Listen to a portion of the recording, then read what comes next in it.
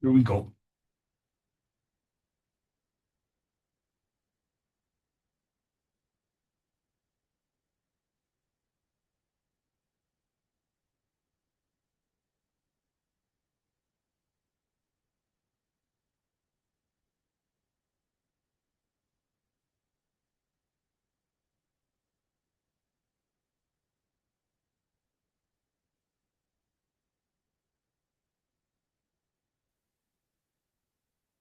Disclaimer. The information and education material contained herein is meant to promote the general understanding and dialogue of GANs processing. Such information is not meant or intended to serve as a substitute for a healthcare professional's clinical training, experience, or judgment. For patients and individuals, such information is not to be a substitute for professional medical, therapeutic, or healthcare advice or counseling. For medical issues or concerns, including decisions about medications and other treatments, readers, viewers, listeners should always consult their physician or, in serious cases, seek immediate assistance from emergency personnel. Prescription information, procedures, and use of medical devices information should be undertaken only by properly trained and certified medical personnel. We specifically disclaim any warranties, express or implied, including implied warranties of merchantability or fitness for a particular purpose. Such information is provided, as is, and is believed to be accurate at the time of its publishing, but it is the viewer's job to evaluate the accuracy of any information found in this presentation. Every case presented is of their own experience, applied by themselves for themselves, and it applies to their case only. Every person experiencing health problems should seek professional medical advice and consult their course of treatment with a doctor. The processes of plasma balancing described herein are a natural process which supports the body but does not replace medical advice or therapies one is already subject to.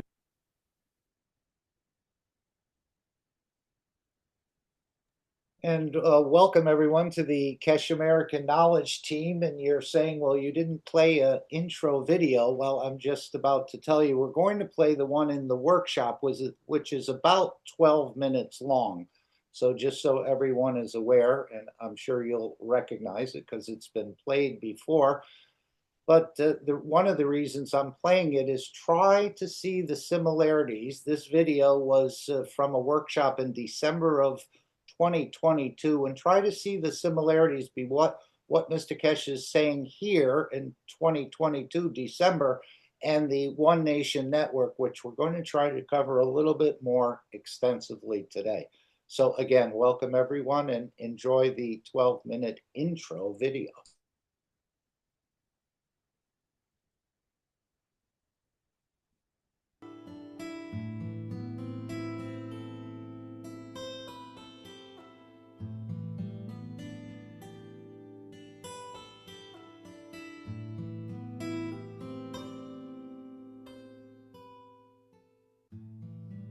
The understanding of the transmutation of the fields of the universe will become the new occupation of man.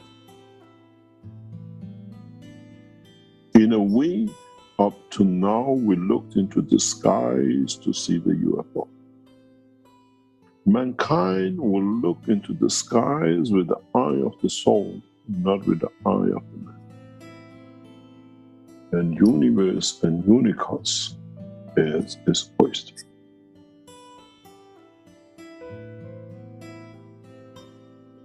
You got to understand that with a new understanding of the fields of the universe in motion, what we call energy, fields of the universe in the uniformity of the motion we call plasma, now has to be understood. Now has to be integrated into the structure of what we call life of the man in the space. We need to bring this change in, as now mankind has matured enough in numbers to be able to bring that burden of the change for the rest. You'll be amazed in the next few weeks and months how the drug traffickers will dump and try to make the dogs and the cats addict because they can't reach their bosses. And you do the same with your cat and dog, you just buy them ahead. and put them on the line, the hours that is transmitted. And we have set our system that there is no hacking. Now you have to understand how to bring the two fields of your soul, of physicality, you will call the spirit, and the soul of the man, to work together. That does not need the brain cell, but it works without it. The way you shall do when you become a passenger of the universe, as your brain in its amino acid cannot exist. We don't have a brain between the earth and the sun. It's got to be part of the knowledge of man in the space that sooner or later mankind will come to understand that the totality of the knowledge shared belongs not only to man, and is the right of every citizen of this planet. And it's the right of all of us to have access to it. We don't make a game of it, we make a life of it. Keshe Foundation is set to bring that change to technology, and we will have many enemies. Those who want us not to be there, and how they can bring that condition for them not to be. Try to understand what the emotion is.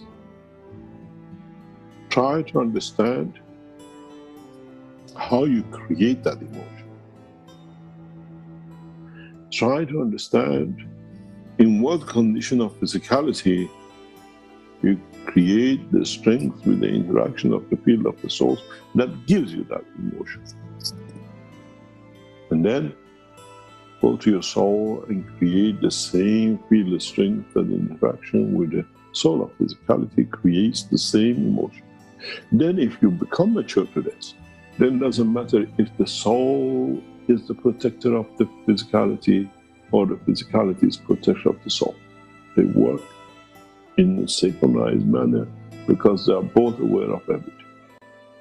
When you work in that strength, all the other souls and physicalities work on the same strength, then man shall not lie, man shall not cheat, man shall not kill, because I'm hungry, I need fields, and I'm given fields.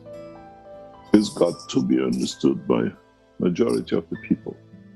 And gradually, but all from the point of the first education, what it means to live with the soul, and what it means the existence of the spirit, or the dimension of physicality. Our children will be educated to the knowledge of the universe from birth, the way they inherited the exosome and became paralyzed and become all the diseases they caused. It's just the energy and emotion which has brought that change. So the same shall be when the man understands this as a childhood, within the father's and mother's energy fields that has no X chromosome or Y. When the children of the man are created from the fields of the soul of the man, man shall bring no imperfect child to this world. And that time has come. And that time is amongst us. And it's the time for us to bring it. In a coming time, in a very, very short time, as we are working in the background and development of technologies, as our team have to understand it, there'll be no room for vaccination. We transfer the energy of what we call the virus, which your body of dimension of physicality could be a virus on this planet, but on another planet or position in the universe is your food, to understand the transmutation from position to position.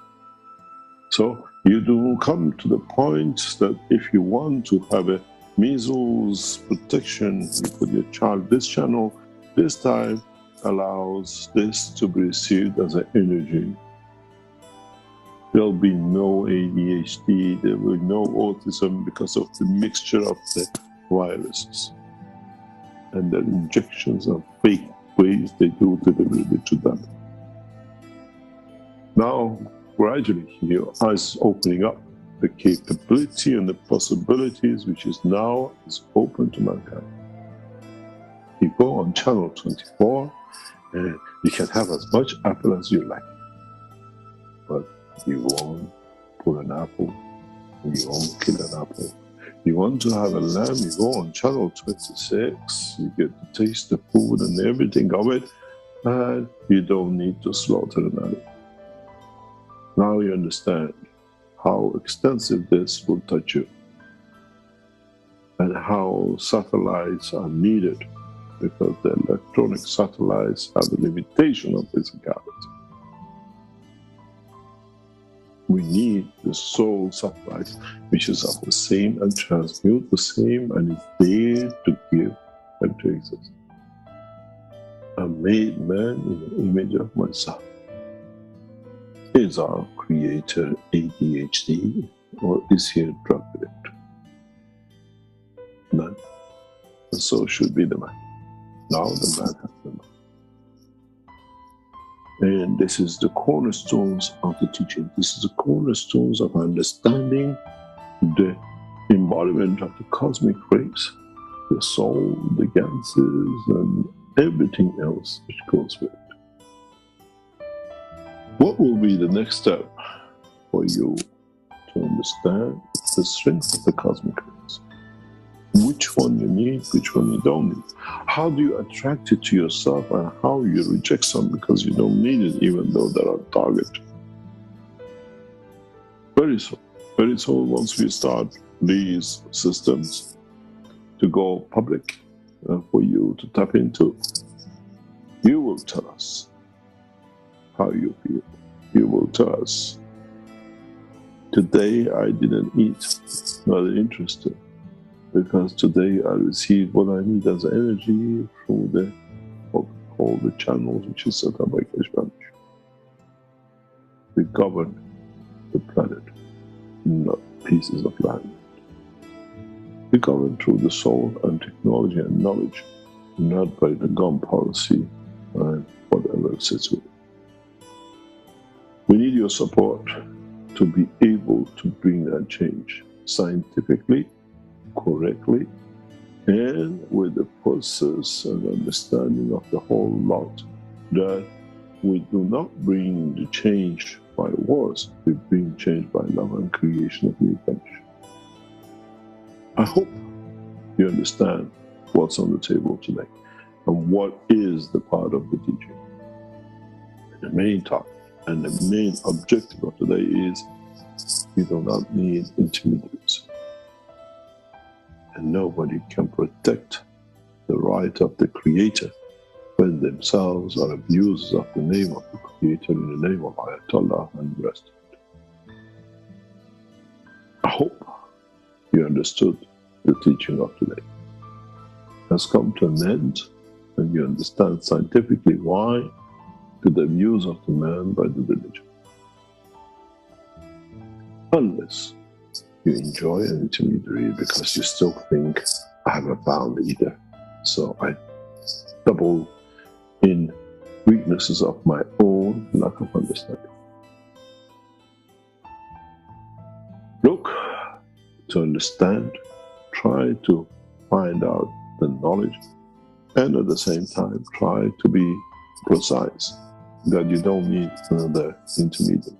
You understand the knowledge that there is no need for intermediary anywhere in the universe. Always said, my message hasn't changed. It's for you to understand and mature to. When I said to the professors at Jeddah University in early 2012-13, when they wanted to send a student to the FSSI, in which direction do you get your student to pray and bend when it's traveling the span of the universe and the earth is rotating and they're upside down and they're in different part of the universe which rotates itself? Where do you find your God to pray to unless your God is within you? Understanding the conduct. The message has not changed.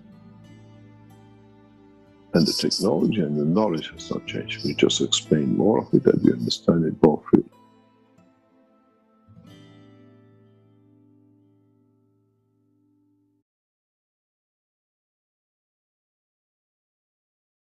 Okay, welcome everyone to the Keshe American Knowledge Team for November 23rd, 2025. I'm your host, Mark Anderson, along with Alex Cork, and along with each and every one of the participants. As one of the knowledge seekers used to say, this is a round table and we're all equal at this table.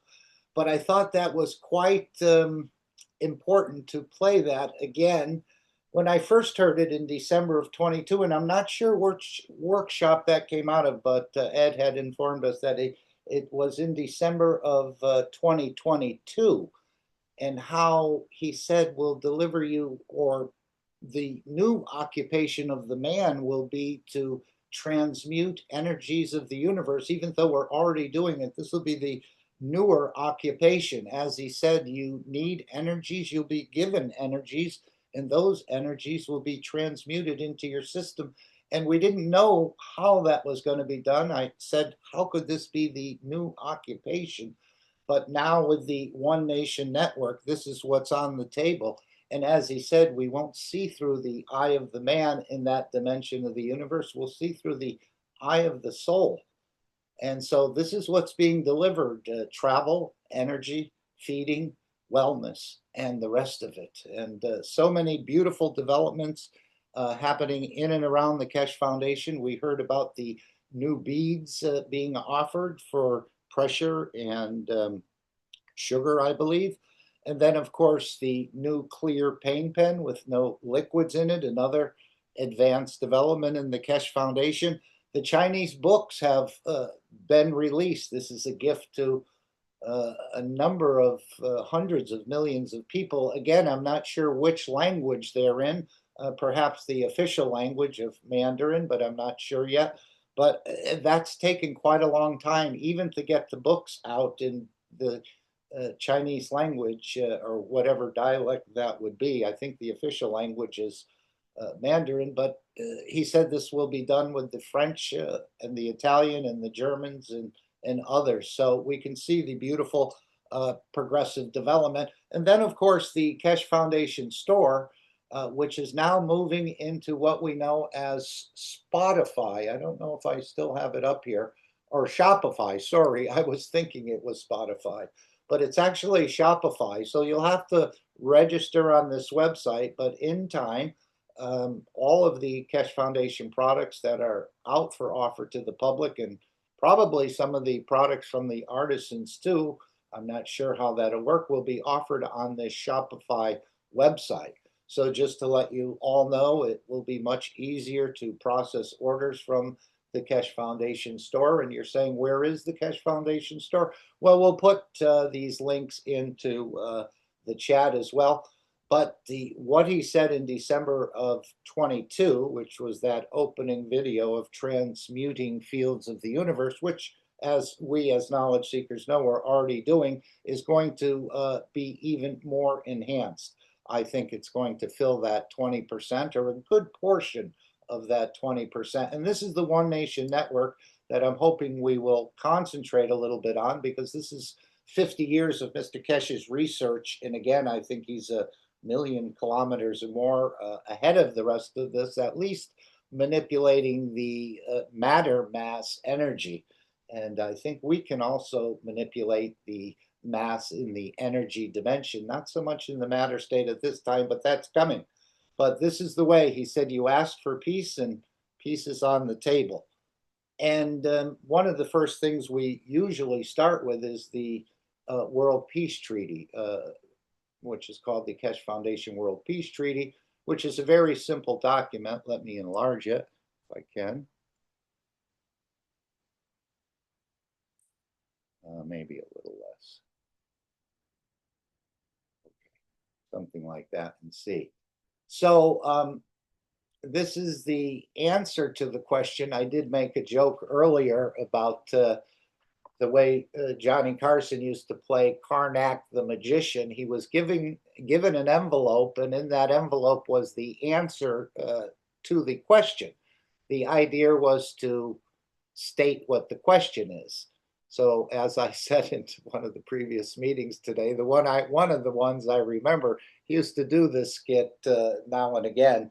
So he opens up the envelope and he says, it reads, prime rib, filet mignon, and a vasectomy. And now he has to guess what the question is. And of course, the question was, name 3 expensive cuts.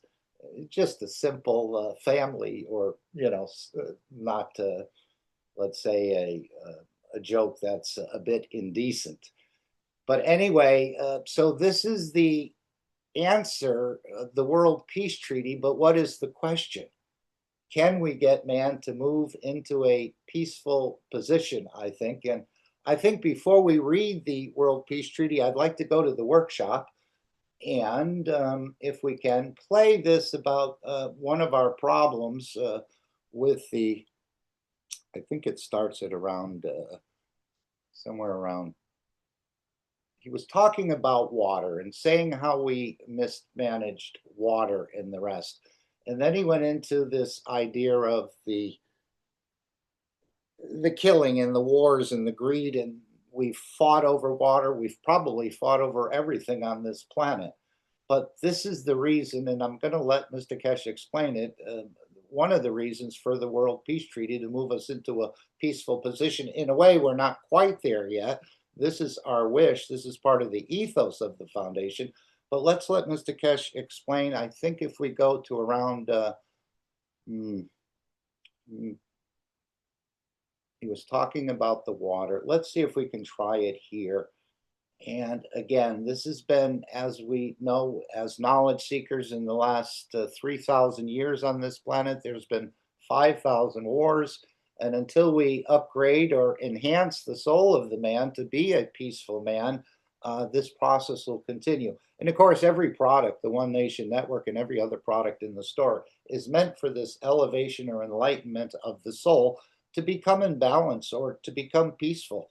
Again, not within yourself, of course. I think that's the starting point. But then, of course, with every other interaction you have.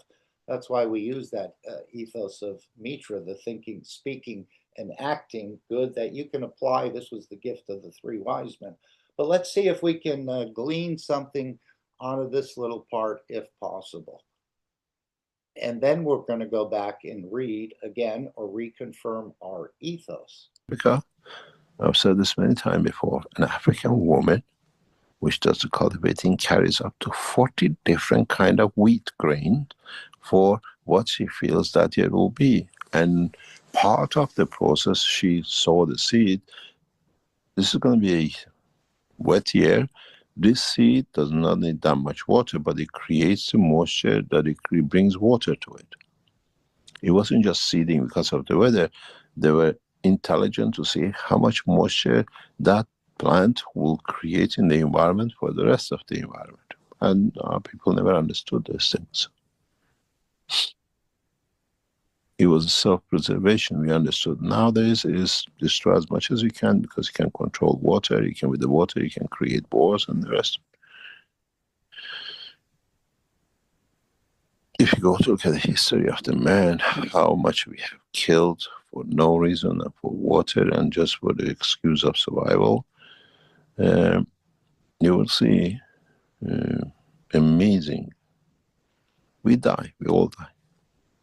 But look at how many people have been killed for the greed, possession, and the rest of it. The biggest murder done as a nation in the history of man is done by United Kingdom. 200 million people in the past 6-7 centuries have died because through British Kingdom. It's the highest we have.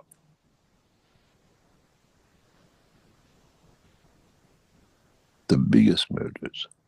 100 million in India alone during their colonization.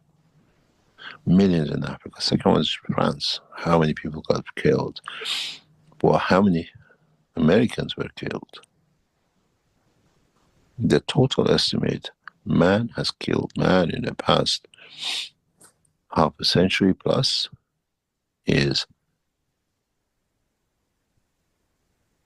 amazing.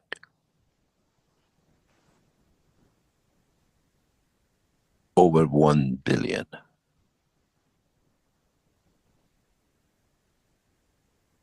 If you read how much of it is not there. Second World War, First World War. First World War, according to the estimate of Europeans, whatever, 15 million people killed. Did it? It's actually 45 million. British didn't want it to be shown because through enforcement, flood, what do you call it, droughts, deliberate hunger, 15 million Iranians were killed. Plus the 15 million war, doubled it. Where do we hear about that one? How much did Mao Zedong kill? How much Lenin killed? 50 million. Have a look. Man has a habit of killing in millions and he sees himself as power. So these new systems we put in is to change that man.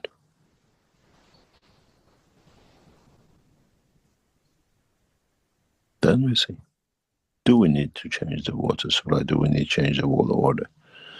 We just need to become peaceful.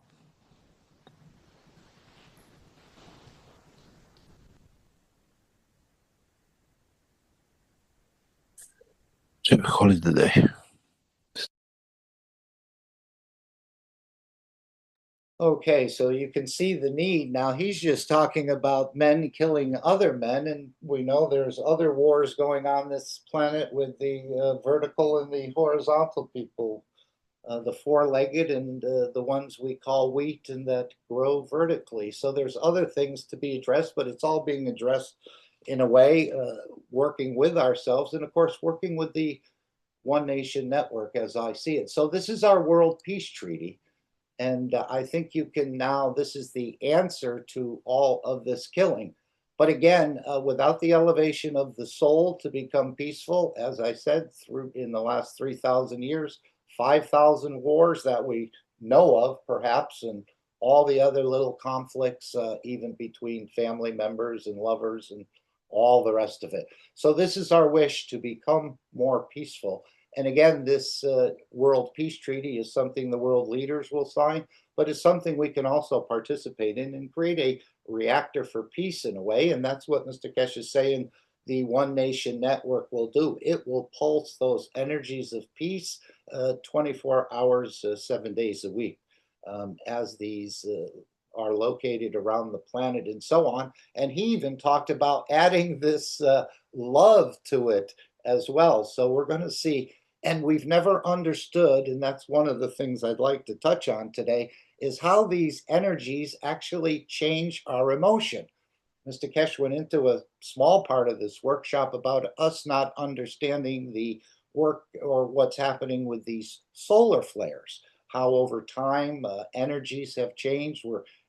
We keep on getting hit with different things. Sometimes apparently it makes us more peaceful, but at other times in our history it makes us more aggressive. We've never fully understood. We have no short-term knowledge of this or no long-term knowledge of how these energies actually touch us.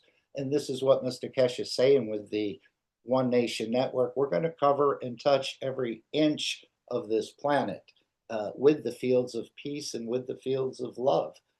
So this is our wish. This is part of the ethos of the foundation, to become more peaceful, in a way moving closer to the Creator, or becoming more aggressive, more destructive. That is in a way moving away from the Creator.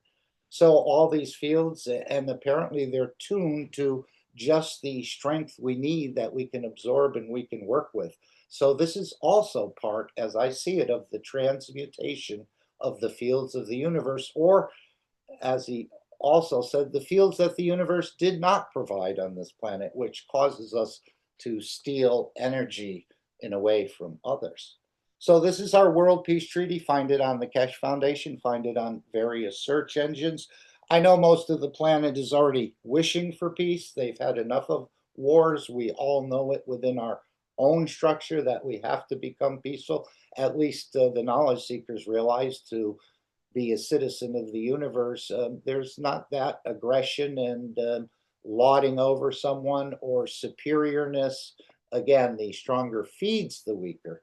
And of course, we know on this planet, the stronger eats the weaker. So this is a total 180-degree change, and it will happen just by changing the fields on this planet. That from the ant to the lion to the man, we're going to all become peaceful. If you understood the energy dimension and the work of the flares and other energies, you can see how easily this can be done if you know how to play. And of course, as he said, the Gans and the other things are all connected in the soul of the man, and the systems are all sort of working together. Anyone would like to read the World Peace Treaty? You don't have to be an angel to read it. Just wish, again, to become more peaceful. And I never thought I wasn't so peaceful. I mean, I have had fights and arguments and the rest, but but now we're into a deeper level of understanding of what this love of creation is and how it has to be held sacrosanct in a way. Once it's a soul has been created, it's not your right to interfere with its maturity, let's say. And we all do this all the time, including myself. Anyone would like to read the World Peace Treaty? Except because she's read it so many times already.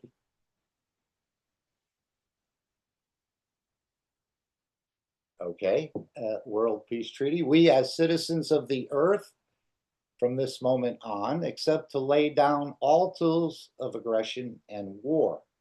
We shall never think about getting involved or incite war, or develop or use any tools of war on this planet or in space.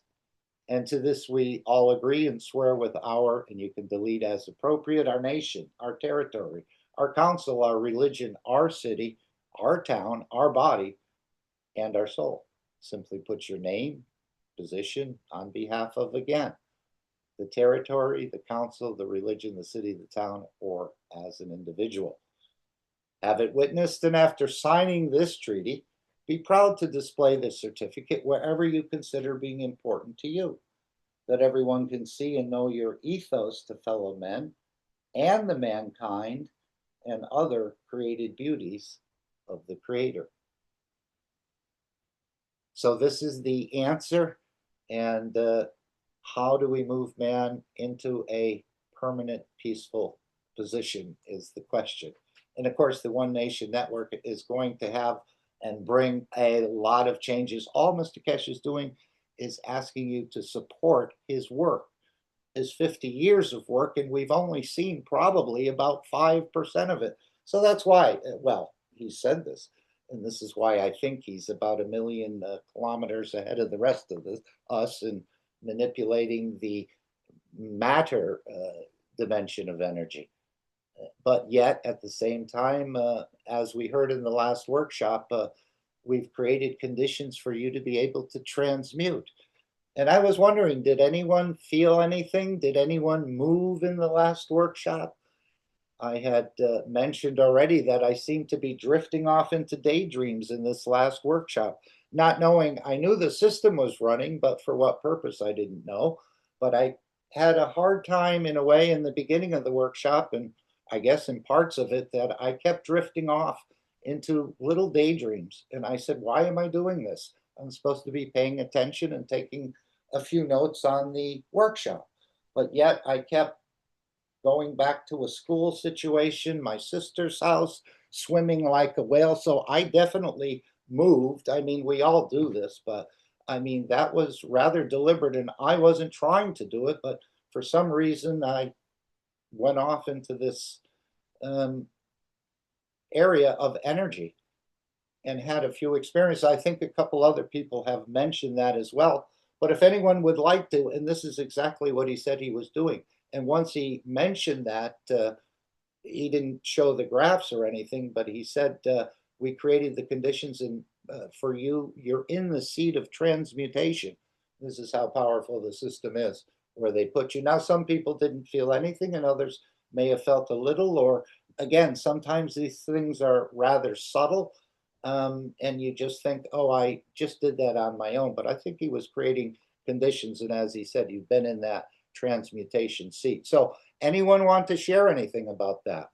Did they perceive anything? Did they sense anything?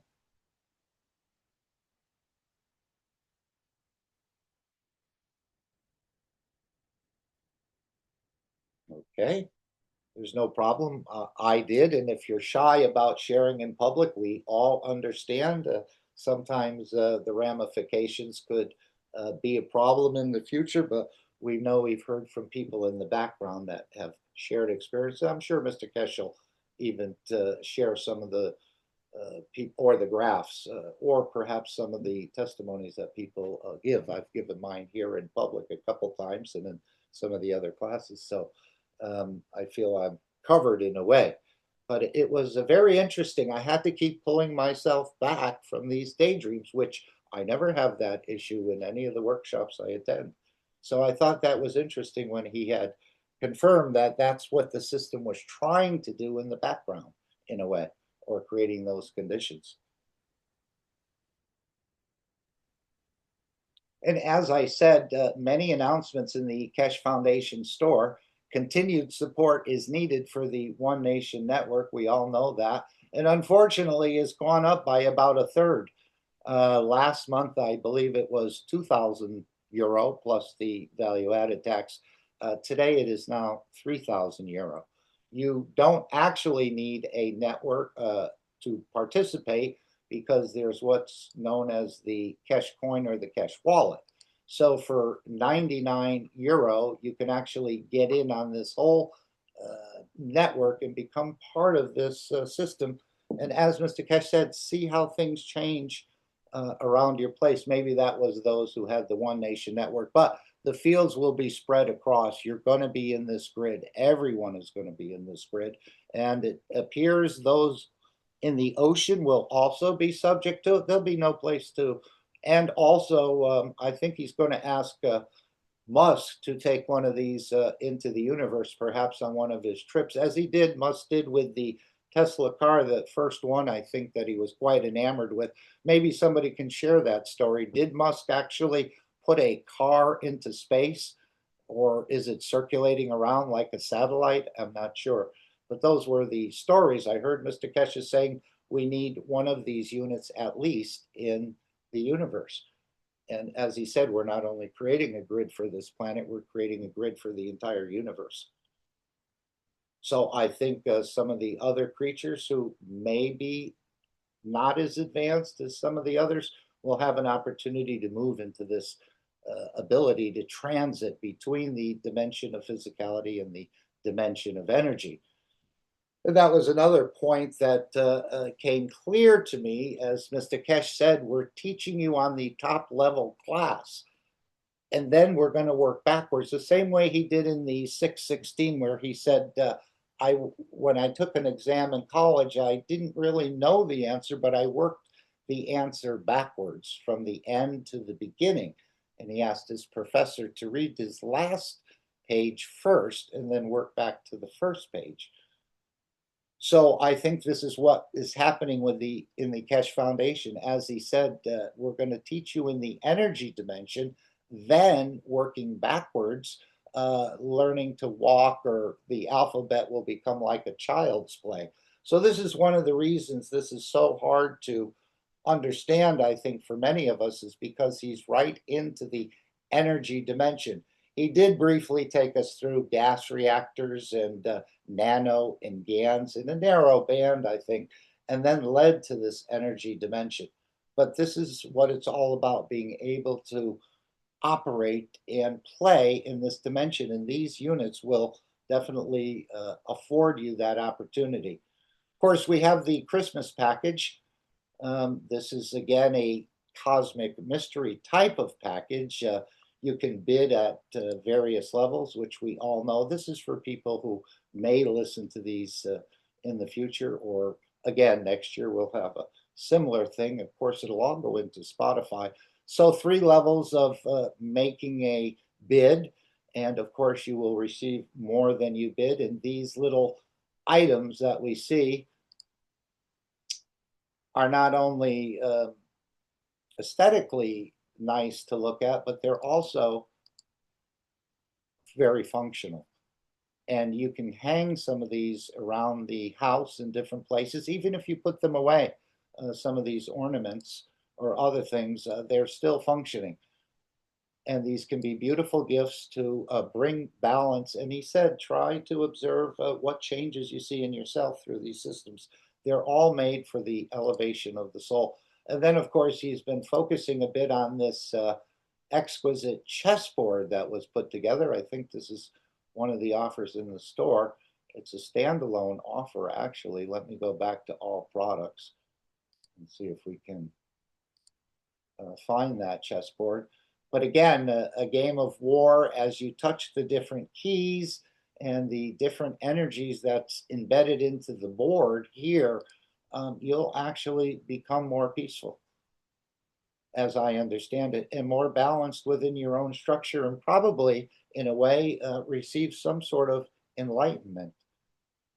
And of course, we have a game in the One Nation Network called Enlightenment, where you can actually earn tokens to purchase items within the store. So the better you become at the game of enlightenment, and I haven't played it, I haven't seen it, but it will be embedded into the One Nation Network.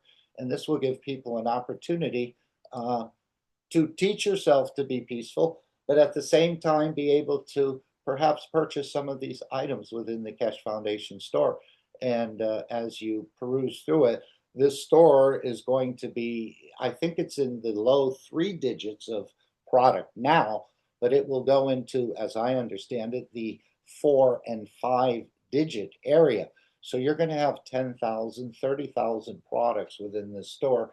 And as I said, it's all going to be sort of marketed, as I understand it, through this Shopify, which you need to sign up with, but you can use a credit card. You don't have to do it the way it's been done, where you have to send a bank transfer and the rest of this, and it'll become quite easy, I think, very similar to Amazon, and hopefully the stocking won't be a problem either, but they're gearing up for a much more bigger release of products into the hands of the public. He said we always needed to get these products in the hand of people that they can start experimenting in and playing with them. And of course, they're made under the tutelage of the professor, as we say, who's built this knowledge brick by brick and can explain it backward and forward.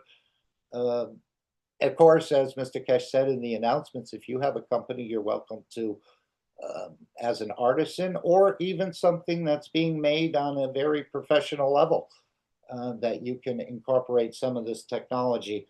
I think a number of companies have been looking at Keshe Foundation and waiting for the opportunity. I think Musk had made, Rick had played an announcement in the Keshe Plasma Reactor Group, which is a Wednesday meeting, about Tesla's Elon Musk's announcement, in a way, how he said something very revolutionary is coming April 1st. And he said, this is not the frosting on the cake, this will be the cherry on the cake. And I link it back to where Mr. Keshe spent 2 or 3 workshops about retrofitting the electric cars into a plasmatic levitating car, in a way, creating a lift and a motion and a different type of control system. So Musk said the build will come out in 12 to 18 months after April 1st. So perhaps, I'm just guessing, and of course the electric cars, at least Teslas, are getting challenged quite heavily by the Chinese, which are half the price and apparently have a lot more features. So they're getting challenged. So this may be a way. As we know, there was a little bit of fluttering of the feathers there when Musk had taken some of the Keshe Foundation technology originally on the, I think it was for the batteries and the rest of it, and developed it that way. And of course, he's well aware that the technology came from the Keshe Foundation. So this time it may be even a bigger push forward with a levitating car, perhaps. So many, many things happening. Maybe you'll even order it through Shopify. I don't know. We don't need the dealers anymore. I'm not sure. Okay. Any thoughts or questions anyone wants to bring at this point? And of course, another offer, Mr. Keshe said, will be coming are these beads. As I mentioned, these beads are very similar probably to a rosary. I did look up some monk beads on the internet, and apparently they do wear them and carry them, and they use them to recite certain mantras and different things. It's used for prayer and meditation. Our beads will be used for pressure and sweetness, meaning your blood pressure or this problem many, many people have with the maintaining a balance of the sugar. Certain things aren't running or they're not putting in to balance out that sugar. Well, these beads will do that. So again, we've mentioned the books. I don't know if they're in the store yet, but anyone who is Chinese, even if you're English and want to collect them, I think Mr. Keshe said he had signed a number of the books that are going out. So we thank the Chinese community for beautiful work in presenting this sort of reading material for the Chinese community to go in. And I know we've all read the books. They're not that easy to understand. I remember the first time going through book number 1, I was just reading the words. I had no idea what some of these things were meaning. And that's where you see we're introducing a new ethos and a new science, a new ethos, and this new language. But even past the words, I'm feeling that the new language will be this language of love. It'll be the language of sharing and giving and elevating. This will be the new language, in addition to the words that'll be created in different languages. As we know in Gikuyu in Kenya, Dr. Gatwa has created 30, 40 new words to add to their language to explain this sort of plasma science to the nationals. So thank you as well, Dr. Gatwa. Anyone want to bring anything up about this? They'd like to share anything? But again, Mr. Keshe is sort of calling the plays and we're just sort of trying to execute them. But all he's asking is for you to support this network. They seem to be handling everything in the background. From the touching of the soul, to the peace, to the feeding, to the wellness, to the energy for your lighting and energy for your life. So many beautiful products. As we start to play the game Enlightenment, you can earn tokens as you reach certain levels. I've never even played a game before. I've seen people playing it, and I know many people who play games one way or another. But this is the beauty of this One Nation network. You sort of teach yourself to become peaceful. Mark, there was a chess game. Yes. What was the chess game? Is it part of the One Network? No, no, this is something here. And again, it's 500 euro plus the value added tax. So you're looking at 600 euro plus any exchange rates. And this, as he said, every time you touch one of these keys, he called them keys. We usually call them pawns or queens or kings or knights or rooks or castles. But as you touch these keys, something is touching the energies of your soul. And this board, we see all these little sort of snowflakes on it.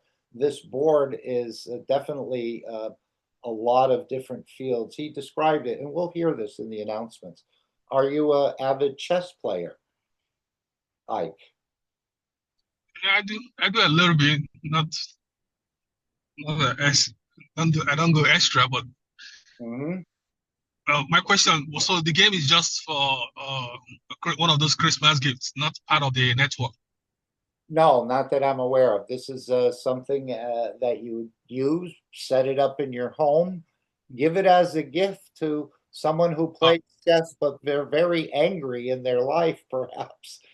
You could tell them about it, or maybe not even mention it to them, and see if a peace or a balance starts to come over them.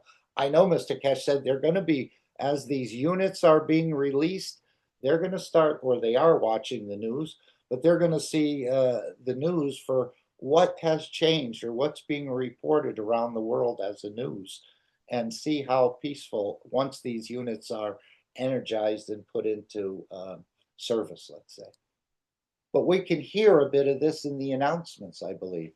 Let's see, is this where we were? Okay, no, did we lose one? I see Jalal joined us. Oh, welcome, Jalal. Thank you for joining us. Yes, pleasure. Thank you. Would you like to say anything about the One Nation Network? About what? Sorry? What Mr. Keshe is promoting, the One Nation Network? Any mention? Would you like to mention anything about this? This grid that we're setting up, in other words, gifting this back to humanity and the rest. Again, everyone doesn't need a unit. You can just get a coin and play this enlightenment game. But welcome, Jalal. Anything you would like to? Usually you come in because you have a message or something for us. So No, thank you. No, it's what I think what Mr. Keshe trying to do is to change the environment. That's all. Exactly what he said. And maybe this is a good time to go to that part where he said, we've never understood the work of these flares, of these energies. And we had made a video in the past. I think this was, again, this was from 585. So we're looking at what, 15 plus 17, 32 workshops ago. And then we can look in what is happening with the energy. He said we've never been wise to these energies, and these energies create conditions. Whether you're aware of it or you're not aware of it, our emotions are touched by these energies. And I think this is the way. He said we've never done long-term or short-term studies, even on the flares and how it touches our emotion. And this is the same way they're introducing energies to change the condition through these systems. And of course, the 3I has a role to play, the SWAN R2, and the One Nation Network has a huge role to play. And you don't just tap everyone on the head with a magic wand. You just, as Jalal just said, you change the conditions, and things change, emotion changes. He said over the years or centuries, when certain energies or flares happened, we became more aggressive, more fighting, more warring. And at other times, different energies, flares came in, maybe softer or different type of energy. We became peaceful and more balanced and more cooperative with one another. So we haven't even understood the work of the energies and how it affects us on this planet as humanity. This is only 4 minutes, and then we'll go perhaps and hear what Mr. Keshe had to say about our need to understand the energy. He did say we need to understand a number of times, but I think we are understanding, we are progressing, and we're moving collectively closer to the Creator. Hopefully the whole work is doing that.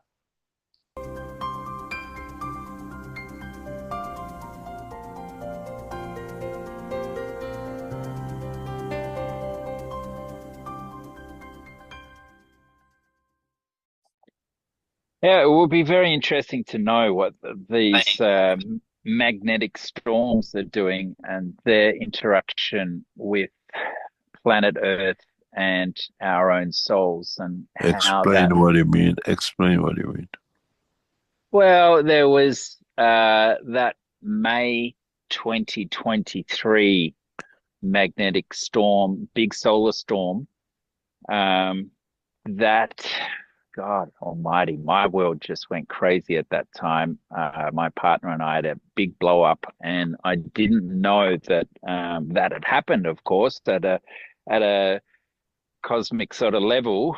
But yeah, the the ramifications of ignoring this knowledge and how it plays out in our own lives. I wonder, how much of the Earth had, similar sort of impact when there's a change in the maggrav fields floating us through space at 108,000 kilometers an hour. You see, it's like when I tell you we have two types of life. One is physical and one is energy-wise. When we got hit by the meteorite, according to what the scientists say, we lost the dinosaurs because something physically hit us. It changed everything on this planet and we became men. Supposedly, according to the history of the man got a chance to survive. Now we got hit maybe with much more powerful system than the meteorite which hit the Earth and the dinosaurs went. We've been hit with such a huge system, energy, and this happens. This was one of the time which has happened, but it happens quite often that we receive the direct energies which changes a lot of us. Because that aura we watch, that energy we watch, that extra hour we watch, that's all come because of the energy which has entered the Earth environment. So yes, we've been hit with an energy meteorite beyond our imagination, and that has brought some elevation and some other things which one day I'll discuss. And yes, that time a lot of things changed. We see a cycle of changes in this part of the whole structure. It's just like the sun says, "Oh, you lot on earth, get it sorted. I give you the energy for you to do." You understand? Or we went that way far enough that we created energy that we absorb. We asked for it and we received it in a way, if we understand. The yin, the yang.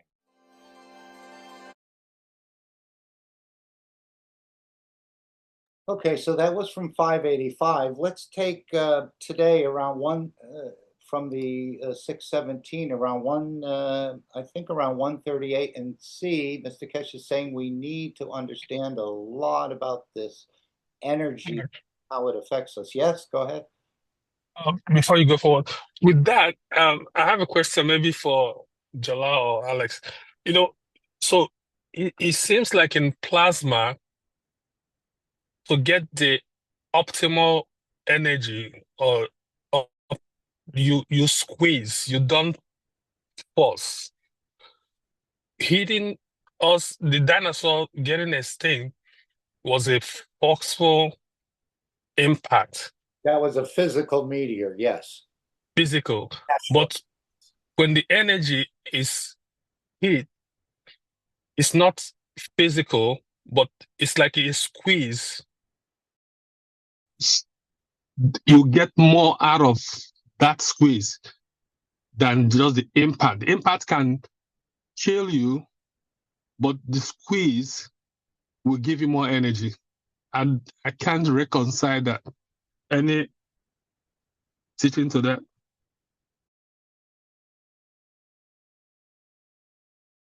Do you want to hear what Mr. Keshe said, and maybe we can, or maybe I know Alex. Yeah, go ahead. Yeah, go ahead. Hear something in the background. Anyone want to make a comment, or shall we hear what Mr. Keshe said about our need to understand these energies? I don't know if I'm starting it at the right point. Let's see. Acknowledge you and allow your microphone to be open if you have a question that you would like to ask directly here in the Zoom. Otherwise, we do have the Q&A and the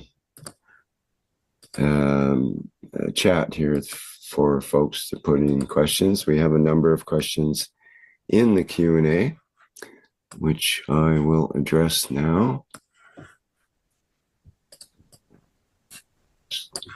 Let me get some windows out of the way. Okay. So we have a couple of questions from the Brazilian community. Question from Franciele through Cristiano. Good morning, Mr. Keshe. Thank you for another teaching. I sincerely hope that you are feeling better. Question to Mr. Keshe: is the Earth system navigating this plasma ocean? And when the Earth system rises or falls on these waves, does it bring changes to Earth? Can you repeat that, please? Is the Earth system navigating this plasma ocean? And when the Earth system rises and falls on these waves, does it bring changes to Earth? Yes, it does. It's like the wave which creates emotion. Part of our emotion, part of our what we call collective behavior as human, which might change in one day or another, is not just by ourselves. The way the summer, the winter, the position changes our mood. We are part of the universal fields. The way we take 80% of our energy from our environment, which is our universe, that 80% affects our soul. It interacts with our soul, creates our collective emotion. Is it why suddenly humans stop everything else, or is it because of the pressures, magnetic fields from the center of the galaxy, which make us to become more aggressive and start killing each other? We see the peak of the wars. Nobody has studied because we never understood why suddenly collectively as a race we become aggressive, and suddenly after a few decades we become so pleasant. As the food we eat physically affects our emotion and our behavior, so does the field we receive from our universe. Need to study, we need to understand. Now we become wise to it. We have in the future studied the pressure of the waves of the universe, cosmic rays, on us, on our behavior. We just call it, oh, if some flare and da da da da da da da. We watch what happened to our atmosphere with the sun flare. But what it actually does to the mood of the man, it's not just our earth which receives these fields, our soul receives it, our physicality receives it. And we just become very selective because we don't understand it and we don't like to be very stupid. But if you think of it, the talk is a massive sun flare, damages the satellites. If it damages the satellites, what does it do with our soul? How our behavior changes in these sun flares? We have no studies on it because we never consider it touches us. And then, as we have the sun flares, what about the galaxial flares? What about the universal flares? At what strength, in which part of our soul they affect us? Sun flare takes a few days to go through, or a few hours, or a few minutes. The universal flares or galaxy flares takes us centuries, and how our century behaves changes. We have never studied because we never thought we are so short-sighted. We are like a blind walking the darkness of the universe. There's a lot of light. It just needs for us to understand. And the limitation of our understanding is actually our ignorance of the knowledge. It has brought us that limitation. Okay, so we're just beginning to wise up to it, but this is what Mr. Keshe has been saying about this network, that they're going to introduce energies that if not in conjunction probably with the three eye, the swan, the sun, the ganses, your soul, which are going to touch the energies of the soul. So this is the delivery of bringing, by changing the energies, you don't have to bring everyone to a certain location or anything. He said we're going to cover every inch of this planet. And this is just the first few going out. He said they may try pulsing this field of peace across, and then later he mentioned about perhaps we'll introduce this field of love. So we'll see. Again, what I played in the beginning, or that transmuting fields of the universe, that was delivered in December of 22. So almost 3 years to the month, as next month is December. So he said, this is what you do. You don't pick an apple back then, and now we see how it's actually going to be delivered. Again, it's just beyond my comprehension of making it or delivering it remotely. And again, these cosmic ray antennas are going to bring us into this energy dimension. And that's when it came together for me when he said your occupation will be transmuting fields of the universe. So you need a energy as an apple. You get the energy and your body transmutes it because it's right at the right strength you need to be able to do that. And again, maybe even filling the entire gap eventually. That 20% shortage that we found ourselves in is much enhanced. And I think this is the way it's going, that we move away, although he just did say we still have to do the agriculture and the water because people like to have water and they still like to eat. But as he also indicated, in the future, this whole process will be frowned on as we become more enlightened. Anyone want to add anything? Ike, anything you'd like to say, or anyone else?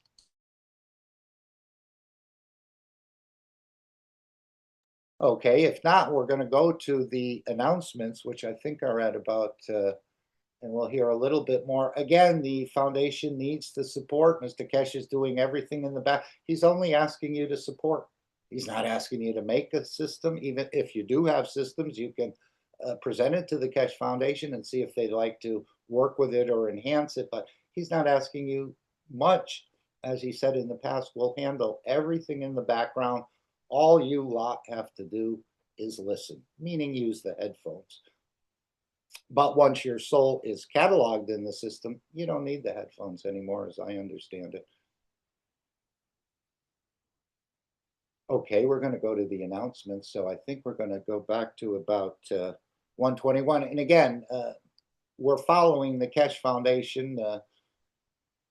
We're not calling the plays. I think the professor is calling the plays. And we're just trying to execute. He said you wanted peace. Peace is on the table. It's called the One Nation Network. While you're trying to bring it up, anyone who would like to place an order for the Christmas package, 1st of December, which is next Sunday, not this Sunday, is the final day for orders, that everything can be taken out and be delivered. As we received a large number of orders, it has to be stopped, as we'll not be able to produce to meet the orders. And these carry different ganses. In the coming weeks, as we promoted the sugar cup and other cups, we will introduce an interesting concept as being tested in other part of the world for certain pleasures and certain behaviors and certain ways as what we call accessories.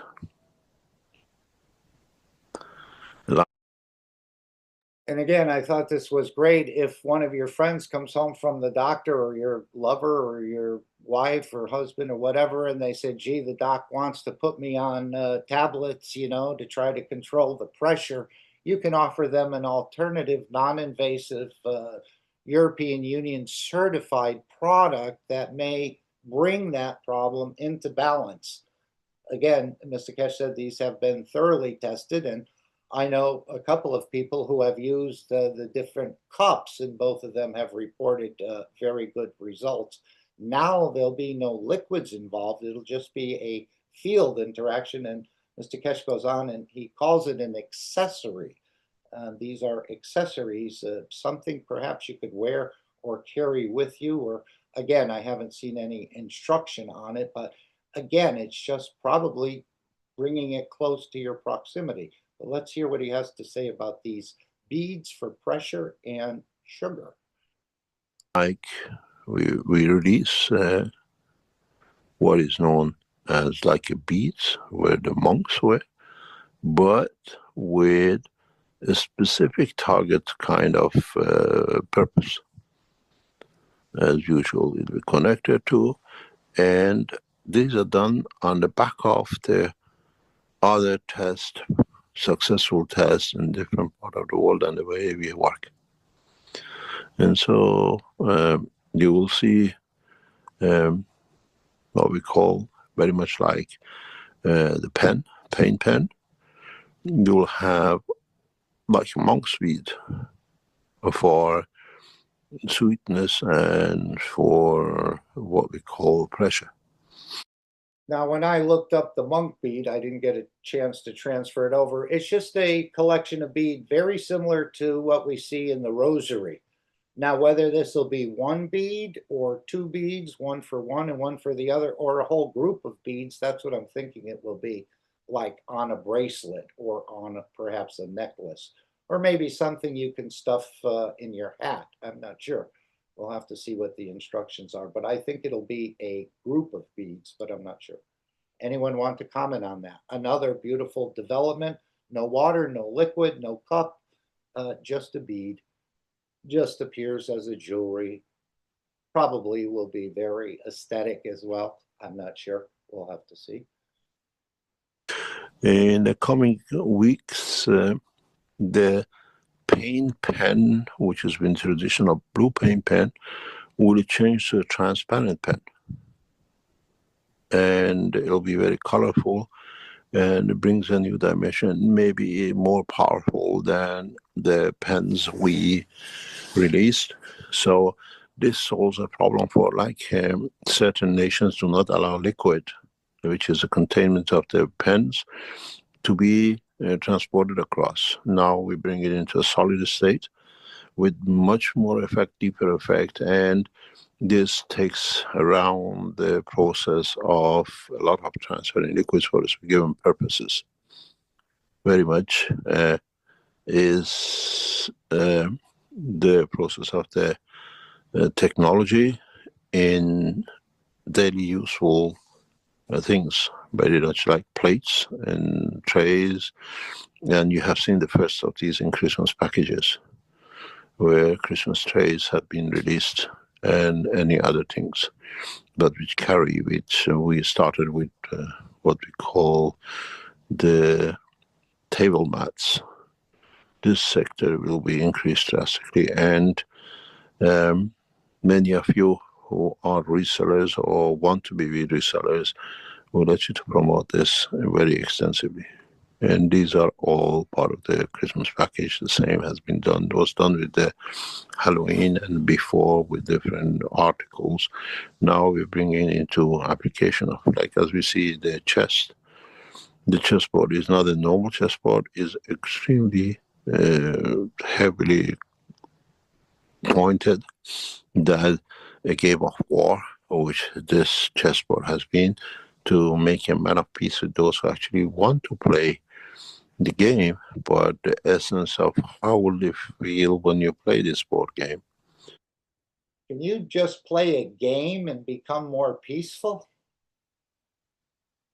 Does that sound, I mean, if I was before the calculation, I would say, no, that's impossible. This is a game of war. Because it becomes a real game, and with the peace, I'm sure all of the peace plasma is going to be, plasma fields will be coming from it. And didn't he say they replaced something with a seed of rice, or I forget what it was, something that is plasma of peace. Yeah, again, a beautiful and functional ornament, let's say. And again, you can play the game or just set it up in a location. And probably if you touch it or you don't touch it, it's emitting fields.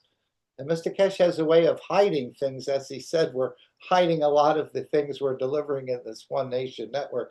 But this is a beautiful offer from the Keshe Foundation. If you're even maybe as a collector's item in the future, I'm not sure how all these things are going to work out. But again, let's go back to this. As being a battlefield and trying to win, would it become different way and you find different emotion in it as you hold each key? This is a structure which we'll follow, and then we will see step by steps. Hiding the peace, hiding the balance, emotion and other things through what we call the games and the rest of it. Changing. Right. It'll every time you touch one of these keys, it changes your emotion. Maybe again, subliminally. It's not like you go from you know, a very angry person to a very happy person all of a sudden, but little by little, it brings that balance, not to create chaos, I think, within a structure of a person. Again, the same way you train for a marathon, and you're going to run a 26-mile marathon, you certainly don't start with 26 miles. You start with a little bit around the neighborhood or the block, and you build it up from there. This is the way the fields work as I see it. But of course, it can go and make that change instantaneously, as we've heard from some knowledge seekers. The thoughts. Would you still have the same emotion when you play this game, which is made for a gains of peace? To fight this, would you touch this chessboard? And what would be the pleasure of? I'm standing here. If you want, we play together. We don't kill. This is part of the same structure in what is to come as a game on the what we call consoles, which we call the units that you can play to earn what we call coins, cash coins as a reward for playing to create peace. Would this chessboard bring that game, that kind of emotion back? And this is how we bring a new dimension into the work of the Keshe Foundation. And this is how it'll be. I have one announcement to make. If you have organizations, companies, which are involved in production, in sale, or you produce some products that technically acceptable to us as what we call cash GANs products, we have started acquiring and making you partners with the Keshe Foundation organization in 2 points around the world. And you can contact us. That it brings you new expansion. And if your research, what you do adds to our work, we bring you in to be part of the work of the cooperation in 2 locations around the world. In a way, we bring you in as a researcher and developer of the technology which you want to develop or you have developed. You have to be well established in this game, that we just don't bring you in or you don't join us into our structure just for the fun of it, as we had other knowledge seekers. We want those who had the time, that have qualified, and need our biggest support to be part of the biggest structure too, for their work to become international game. Not those who copy and just make ganses and or sell little GANs tools. If you have achieved something with your structure, with your research, with your development, and you're looking for that breakthrough, Keshe Foundation is prepared to bring you and facilitate that step for you as part of the structure of the Keshe Foundation. Anyone would like to announce anything? Are they submitting anything to the Keshe Foundation? Are they making things that could be enhanced? Again, he's just not looking for somebody making Ganses, but he said you have to be sort of stable in this process, or maybe you've been making a certain product for years and years, or I don't know. I don't have any products that I no. Randy says new pain pins can be used on different people. Is that correct? I know it's recommended to keep it individual, but he said when they have time, they're going to make something that a lot of these, like what he said with the cosmic ray Twinity systems and other systems, they'll make a system to be able to neutralize something that you don't pass on any contamination, or anyone doesn't pass on any sort of, it's not bacteria contamination, but it's contamination of the fields, as I see it, that it would be neutralized. But he said they didn't have time to do that. So I think at this point, most products are recommended as an individual use. Anyone else have that experience or want to share anything? I know he specifically said that about the cosmic ray balls. They're absolutely linked into you, and not to share it with anyone at this point in time. Keep it within your own field, so to speak. But that's coming, Randy, and I think that'll be coming. So even if products in the past weren't multi-users on the same product, it will be in the future, as I understand it. But again, sometimes these developments, as we heard that video from December of 22, and now we're just seeing the beginning of the rollout of what he had said about needing energies. You'll be given energies. You'll transmute those energies into what you need. Okay. Any comments? Any thoughts? Anyone want to share anything? You done research in God knows whatever, and not just produce, replicate, making answers. There's a big difference. And we know a number of knowledge seekers have done that, and they're looking for finance, for somebody to help them to big, to structure. We offer you that opportunity.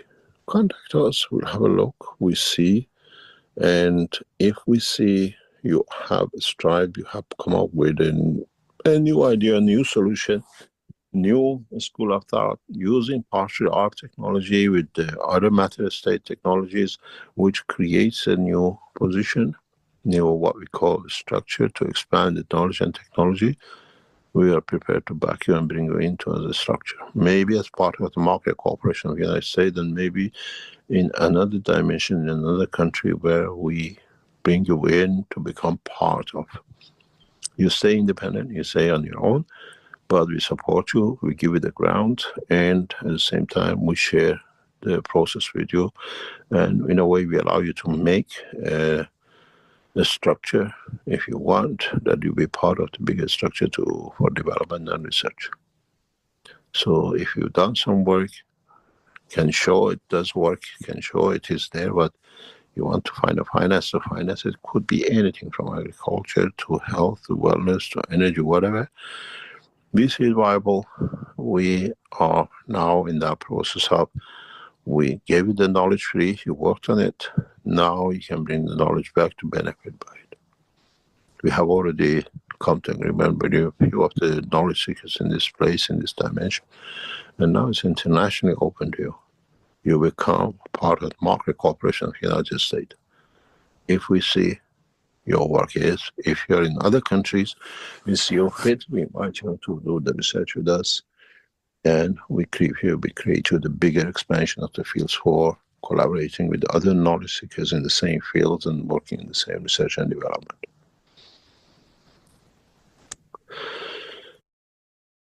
So again, soap makers, painters, basket weavers. We heard from South Africa that they use a lot of grass matting for their prayer mats and other things, and we were talking about that earlier. So anyone have any products that they're going to be submitting, or any of the work you've done to become international? Feel free. I put it in the chat, right, to info@keshe.foundation with your ideas. Again, don't be disappointed if you're not replied to immediately, or if perhaps your fit is not the fit that they need right now, but it could be in the future. I think they may pick 1 out of 100 or 1 out of 500 people that write, but I have no idea. But there'll be many ways, and I was thinking about soap, which is a very easy product to make, as I understand it. You would receive material from the Keshe Foundation, and you would add that to your batches of soap. I mean, how many millions of bars of soap or billions of bars of soap are used every year? So you need a constant supply, very easy probably to make. But again, are you set up for that sort of work? Making, 500 bar batches or 1,000 or even 10,000 bar batches. I'm not set up for anything like that. But if you are, you may want to contact. And I'm sure some of these bigger companies their ears have already perked up. As he said, with Philips has been watching. Some of the phone companies have been watching. That'll be a huge addition to their. Imagine offering a cell phone that you never have to charge. And we know how we don't notice sometimes our phone is out of power. I've lost contacts in meetings because I wasn't paying attention of the power. But with this type of cell phone, I think it was Ericsson who they had done some work with, and I don't know how large they still are or if they've been bought by others, but the self-charging telephone. And again, if you understood the patents, you can make any of those products, a plugless washing machine or a mixer for the counter or a plugless drill that powers itself, never needs charging. But I can hardly read the patents, never mind understand them fully. But it's all there. And this is what he said about what he's delivering now is the patents coming into reality. And of course, there's an entire medical patent I think we haven't seen yet, but he said the people in the medical community will be shocked once they see the medical patent. But he said this is the time when the patents become a reality. And there were many things in that patent. You can read it for yourself. If anyone has the connection to the patents, please put it in the chat for others to read. It's quite one of the longest patents ever applied for. Okay, any other comments or thoughts? So there's an opportunity for you to grow your business, whatever business you have, if you have a business, or maybe you've just made a little product around your house. I mean, I have made a mobile and put some fields in it, but again, that's pretty simple. I'd like to see a self-rotating mobile. Maybe that'll come out in the foundation store. They're always have different shapes, and you can do anything with the mobile, and to see them rotate without any wind in the room will be quite impressive. And this will give, again, a teaching tool in a way to show the interaction and movement created by pulses or fields or waves. I think he mentioned waves about 44 times about creating these waves and playing with these waves. But that's part of the One Nation Network, is to connect you to that energy dimension where you start playing with the soul in a way, or the energy dimension. You can do it now. As he said, you don't need any of these systems, but I think these systems will help to ingrain within you some of the capabilities that we didn't know we even had up until now. And now we're just investigating them as I'm seeing it. All right, so since I said today we would spend the time on the One Nation Network, I mean, if you have developments, I think Mr. Keshe is a million kilometers ahead of what I can produce, but maybe you've hit the jackpot already. Let's see, I think we're going to go to around 145, and I'm going to move this up a bit, and then I'm going to move the video. Oops, what did we say? 145.50. I'm going to try to go to. Let's see if we can do this. Okay, we'll start at 46. A few days or hours. And then once we load it, 25 of you will receive this in the coming days. And then you have to, you receive the antennas with it. Just going to back it up a minute. Let's see if we can go to 144. Again, more about these units. And again, you saw the display of the beautiful Chinese books that'll be sold in the millions and probably hundreds of millions as this knowledge becomes spread across. Anything, if Ying is still with us, again, I know you've been doing some translations. anything you'd like to share? I know you're a bit shy about your English, but that's no problem. I'm not even sure. Yes, you are here. But anything about this, Ying, you'd like to share with us about this gift to the Chinese community? I didn't do any translation about this, so I can share. And Okay. sorry. Do you know what language this is? I mean, it's So they have a traditional. This one is the simplified Chinese. This is from a mainland Chinese China. Yeah, this Chinese on the screen. So you said it's the simple Chinese. What would you call this? The people who is living in mainland China, they are usually what they use this Chinese. Okay. Because the Chinese writing in Taiwan and Hong Kong is the traditional Chinese. I see. I don't know that much about it. I had just heard the official language is Mandarin. Is this? Yeah, I know, but for the writing is they have different. There's a Even they use the word is different too, because the culture is different, the background is different between Taiwan, Hong Kong, and China. As Dr. said, in Africa, 2,500 different languages. So there's a lot of books yet to be published and transcribed. But And Ying, did you say they were using Cantonese still, or they've stopped using it? That is the situation in Hong Kong right now. So it is better to watch the news about it. I am not in Hong Kong, so that's why I don't think it's good to talk about it right here. Thank you. yes, thank you. Yeah, Sometimes I was just asking about the language, that's all. I remember when I was traveling in China and I started to talk to someone in line. She was with her husband and everything. I felt it very innocent, and we're waiting to board the plane and whatever. She said, I have to stop talking to you now because I don't want to be seen talking to foreigners. And apparently there is a bit of a little wrinkle there where the population is a bit intimidated in some shape or form. Not everyone, of course, but she said that to me. Now, again, whether that she got in line on purpose, because it sort of shocked me. We were having a very nice conversation. Her English was good, and she said, I have to stop talking to you because I don't want to be seen talking to foreigners.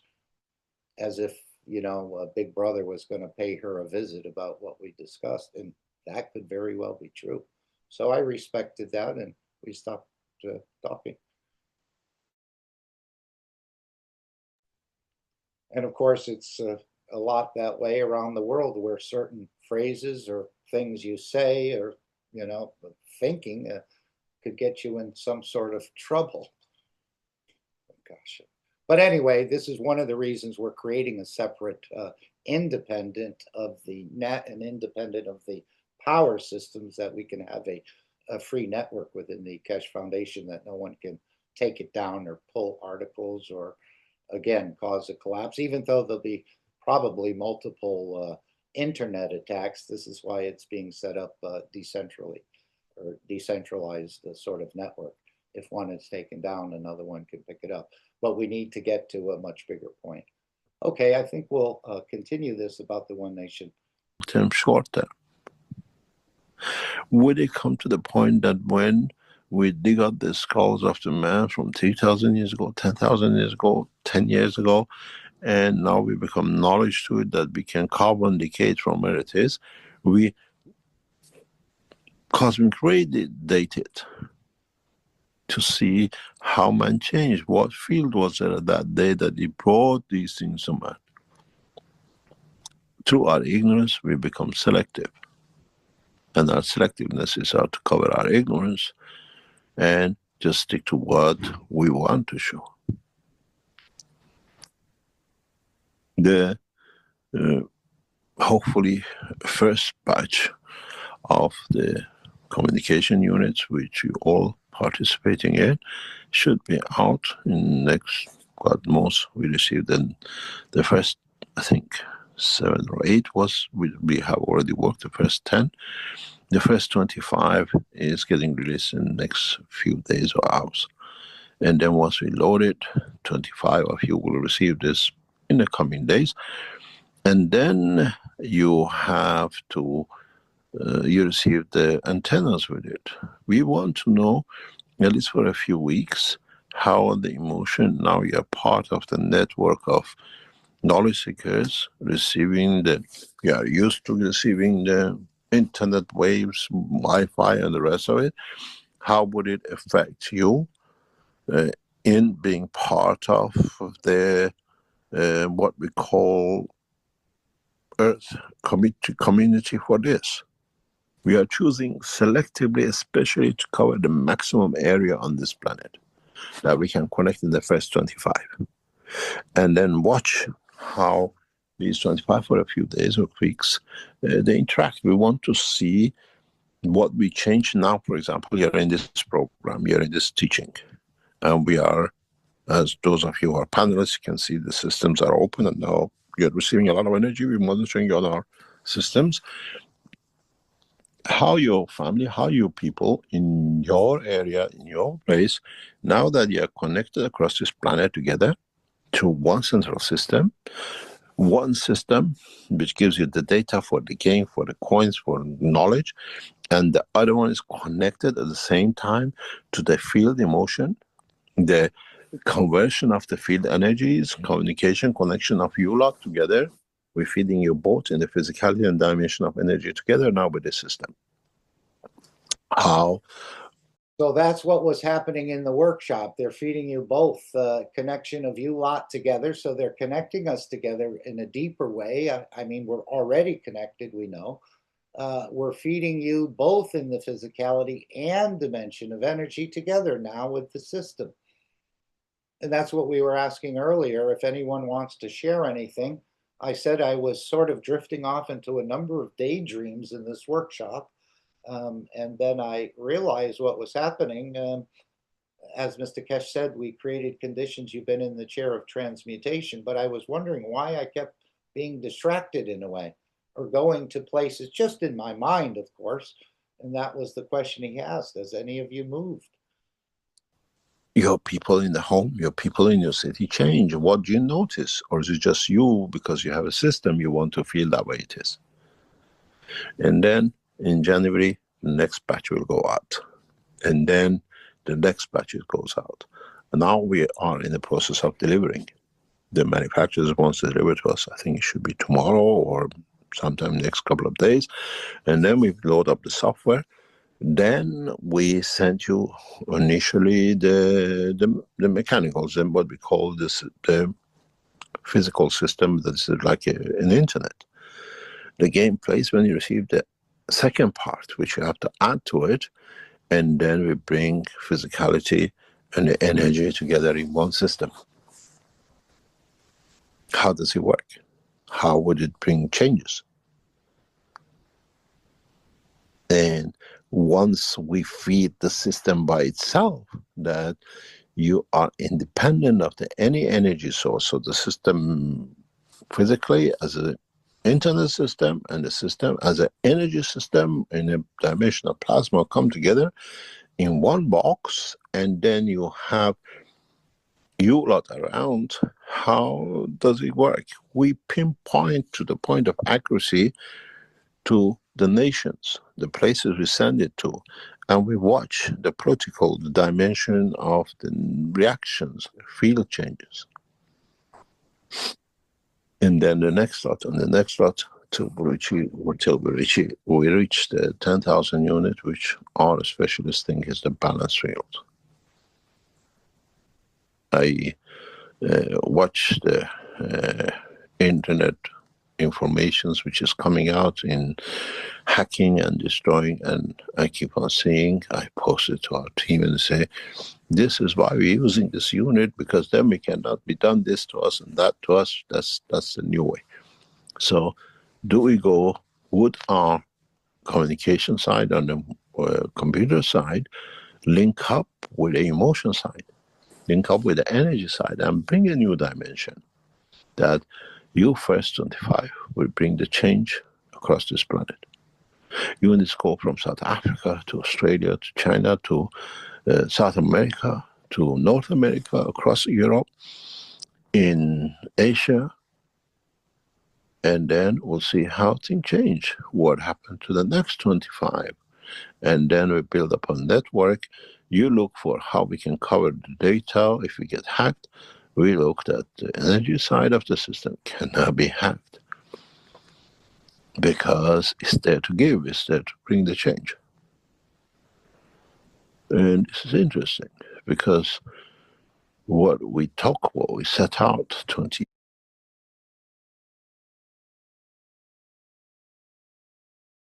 So here's the part about the patents, because what we set out 20 years ago in patents and the rest now has become the reality. Just take a look at those patents if you can. And easier, much easier to read than understand, although some of the reading is a bit confounding me as well. So this is the patents coming in a way into the public domain, maybe not explaining how it's done. As Mr. Keshe continues to say, we show you what we do, we offer it to you, but we don't at this point tell you how we do it, only to protect the knowledge and protect the abuse of this technology. Years ago in patents and the rest, now has become a reality. Would we, as in the dimension of you're looking at what data comes into these boxes, us in controlling the information data energy side, decide to release the energy of peace right across this planet, even with 25 of you.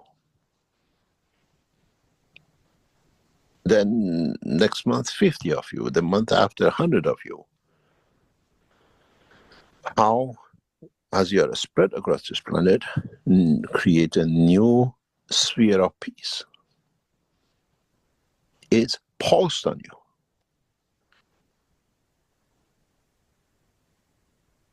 This is not a dream anymore. You paid for it. We are delivering it. We are delivering the field strength of peace to every inch of this planet. So there it is. It's pulsed on you. So this is how you touch from the ant to the lion to the man and everything in between. And then it won't be just this planet. It'll be the entire universe, as I see it at this point. All done in a way remotely. These units were actually purchasing for humanity, or purchasing and gifting it back to humanity, as I understand it. We're not the true owners of these systems, even though we are purchasing them, and even though you'll earn tokens just for having one. But it's really what we're doing is purchasing a gift collectively for humanity to bring that elevation through these fields and through other ways. The dog receives it, the king receives it, the man receives it ill in the hospital, and what enlightenment will bring us. This is not theory, it might happen. You supported us, and we are making it to happen. We still need a lot of support to make the 10,000 to be there. And hopefully, step by step, we get there. Okay, maybe we'll leave it there. It's coming up to the 9 p.m. CET time in Europe. Let's check in on Alex. How is that cake coming along? I see Ying has put the patents in there. Thank you. And again, these this is one of the longest patents, I guess, that's ever. I'm not going to click on the link, but maybe I will afterwards.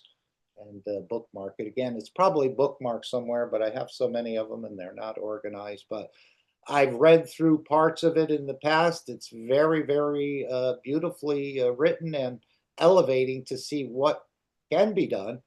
But I couldn't figure out how to do it, or I didn't spend a lot of time there. And even if I did, I probably would not have figured out many of the things he was talking about there. As far as kitchen items and other things, again, your washing machine powers itself. So doesn't your drill and your mixer and your stove and all the rest of this. And this is what he's saying. This is now the patents becoming reality through the One Nation Network. Okay, Alex needs a bit of time, so we're going to give him about 25 minutes more. We can do the Dome of Peace and then go back to, or let's continue here. I wanted to share a bit about what Mr. Keshe said. If we decide to, well, release these fields of love, and how the Creator is hungry for love to, in a way, confirm he likes to play this sort of game of getting acknowledged and perhaps becoming elevated by it. I'm not sure, but he gets tickled by us acknowledging and interacting in a way with the Creator. He said he's hungry for love, and we're all hungry in a way. I remember one of my other teachers used to say, we're all hungry for recognition. We all want to be recognized. So now we're learning that even the Creator is hungry to be recognized or to be acknowledged, to confirm his existence. This is one of the reasons I think Mitra was created, which is Mitra is the physicality.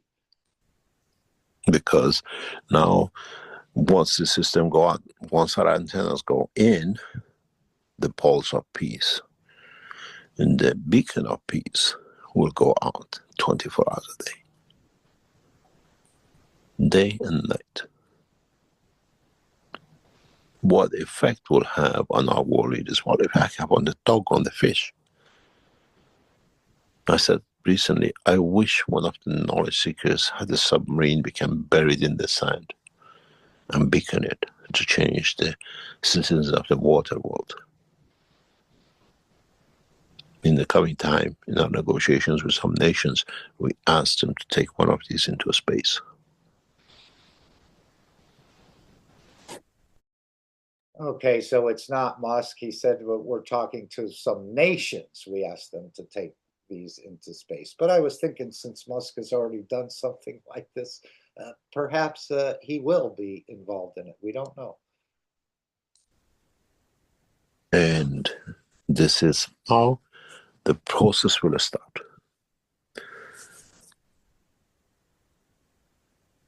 And this is how we would structure our future collectively. It's not a talk anymore. It's that beacon of creating world peace will start beating. The first 10 sets to do the physical side. This setup is getting done. Now, the first 25 in the next couple of weeks.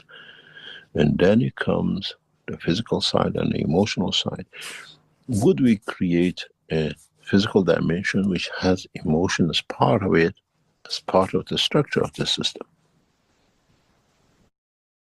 And how nice you have the opportunity to bring a balanced system into existence, something I couldn't create, but I can participate in this whole process. And this is only what he's asking you to do, support. Would somebody come to hack it first get hit by the energy of peace? Forget about it, cannot do it. This is the reality of us. And a fact of, if we can create this pulse of peace, we know exactly how to create it. If you bought any Christmas products or Halloween products, part of the package of the ornament you receive carries peace energy. The chessboard carries the peace energy. Now, if we can change that in your hand, now with the delivery of the cosmic ray antennas, we can deliver it to the system, And we can create that change. What does the cosmic thread of universe has had on us as a race, as a planet, and the citizens of it being a dog, the tree, the man, and the rest of it. And we will see. Hopefully before the end of this year, next 4 or 6 weeks, the first beacons of peace, 25 of them, will go across this planet. So again, we're creating a beautiful bouquet of peace that's actually radiating out and pulsing across this planet 7 days a week, 24 hours a day, at the right field strength to change the behavior of the man and the other inhabitants of this planet. This is the way it's being delivered. Any comments? All you have to do is try and participate.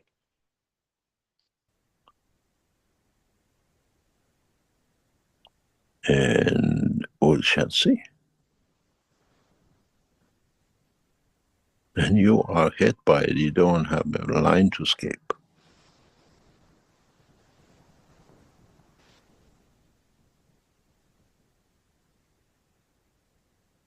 Any other question? So there's no line to escape. This is what, when he first proposed the electric gas unit, what he said was, you know, they'll be releasing gases, either a CO2 plasmatic gas or the CH4 gas. And this gas would then permeate your neighborhood and your city, and it would create a very peaceful environment. Of course, now the gas has been sort of shelved for now. Maybe they'll come back to it, but now it's just going to be in the fields. And this will be, again, putting it out as a field, not as a gas, to touch every inch of this planet. That's what he said at the time of the gas generator, gas electric generator. We can't go into the deepest regions of Africa or into the middle of Brazil's rainforest and the rest. This gas would seep into there and then change the ants and everything else living above the surface or below. But now it's not going to be a gas, it's going to be a field or energies of fields. And again, multiple ways this is interacting, along with the 3i, I think, and the sun, who's been quite active last week, and so on and so forth. So everything is coming together as if it was planned. And of course, as we know, it has been planned for centuries in advance. So they know how to teach, and they know how to deliver, and they know how to bring the change, and we're part of it. All you have to do is, in a way, join up, become part of this One Nation network. And then you'll be able to talk to people who talk like you and maybe think like you, as opposed to when you go to the corner places or go to some party somewhere where you really can't bring up some of these subjects. People start to walk away. They want to know the latest on politics or on sports or on something else.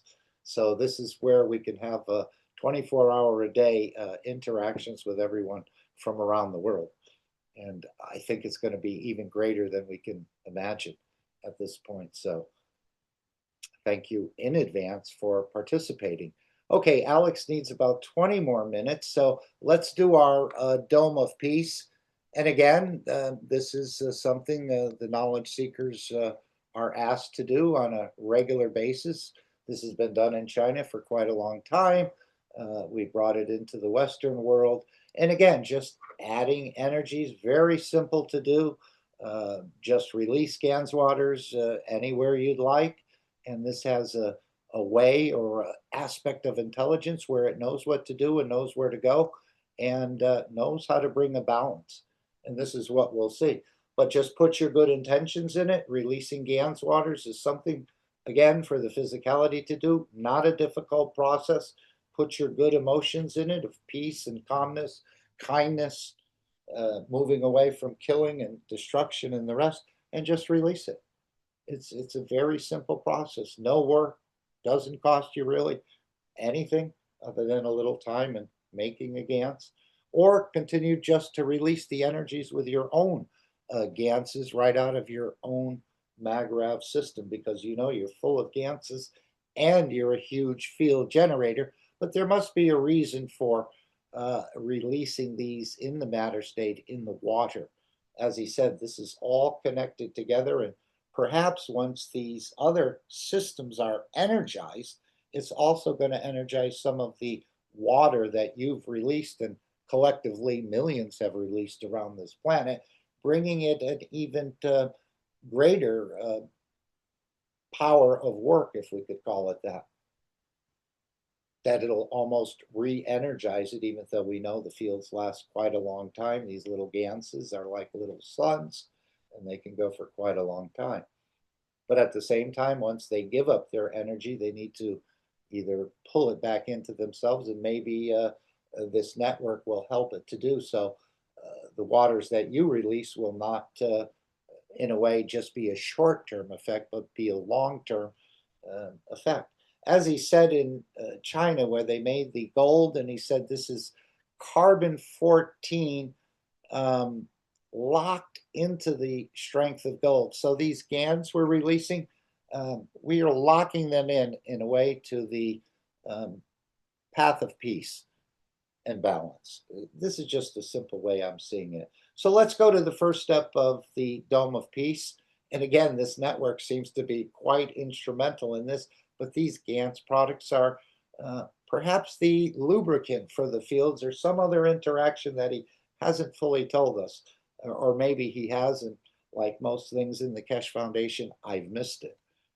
And how this network is actually going to interact with these ganses we release. I don't know if anyone wants to read this demo piece. Anyone want to offer? I will With a nice read it voice. for you. Okay. This is what came in and what is now become a pattern.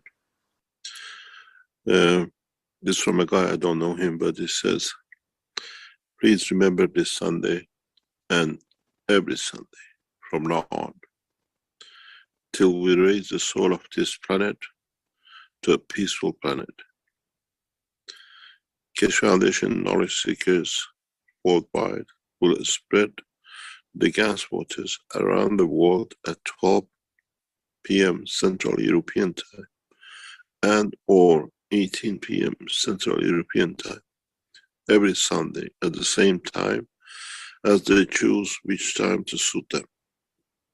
Thank you for participating in this greatest movement by the soul of the man to bring about the peace on this planet as the permanent feature of the life of this planet. Can it get much simpler than that?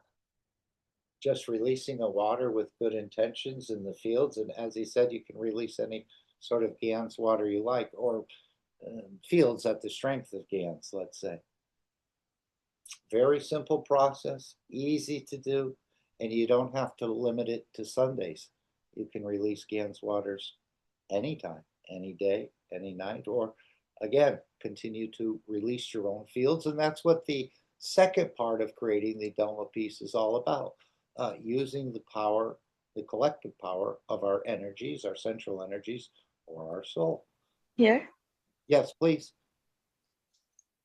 Did someone want to say something? Okay. I'll read this beautiful presentation of Dome of Peace.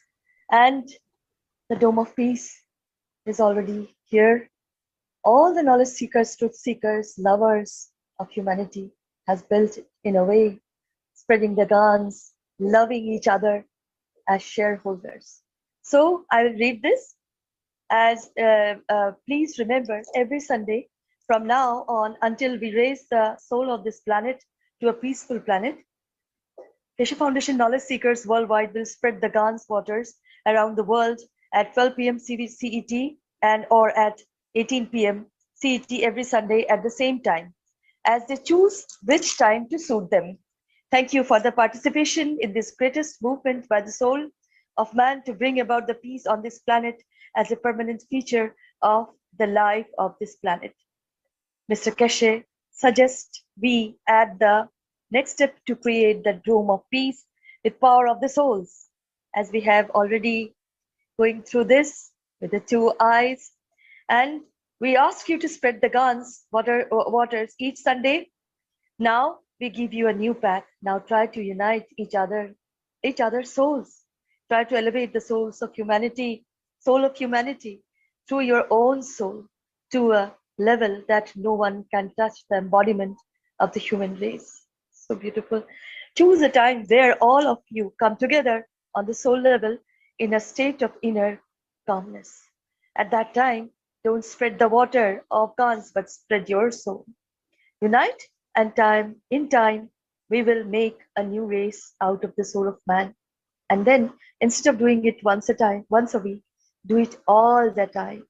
Empty Keshe.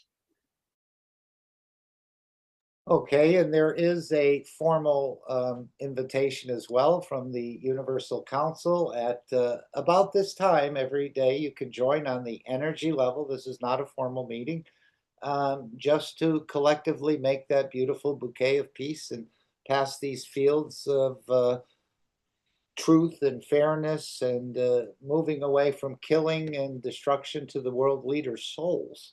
We're not actually elevating the world leaders, but we're elevating their soul, but they pick up some of these collective fields and change a dimension within a dimension of physicality that we see a change. And Mr. Keshe said we're going to start looking at the newspapers and so on and so forth to see what sort of changes are breaking out around the world as we release these units and as we continue in these process.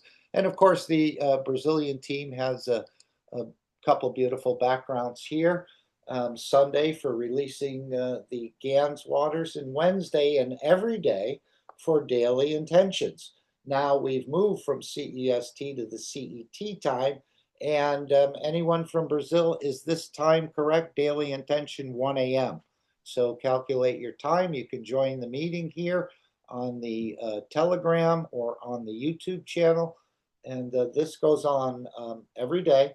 And on Wednesdays at 6 p.m., this is where we do the intentions.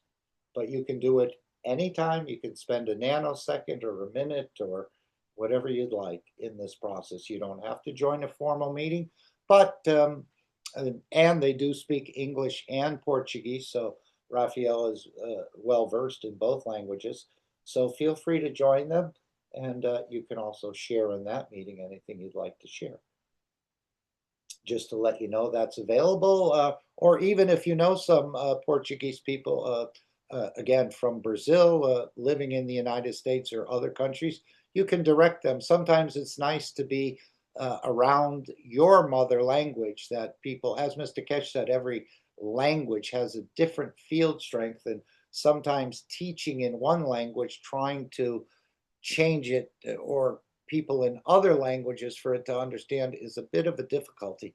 That's why he said they like people who, in a way, are in that same field strength of language to teach the others in a way.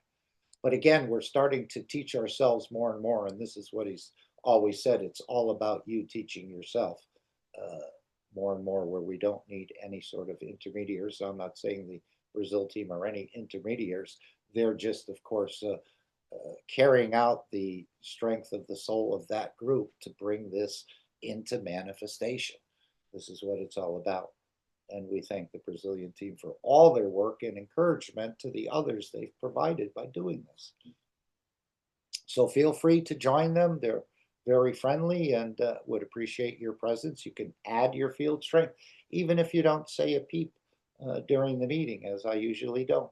But I'm there, again, to add my energies to the whole collective. Any thoughts anyone wants to bring up at this point? Let's check in with our cake maker, Alex. How are we doing? Do we need a bit more time? If so, we can accommodate. I think we'll go back and find that part about what Mr. Keshe said about releasing the love, or the creator being hungry for love.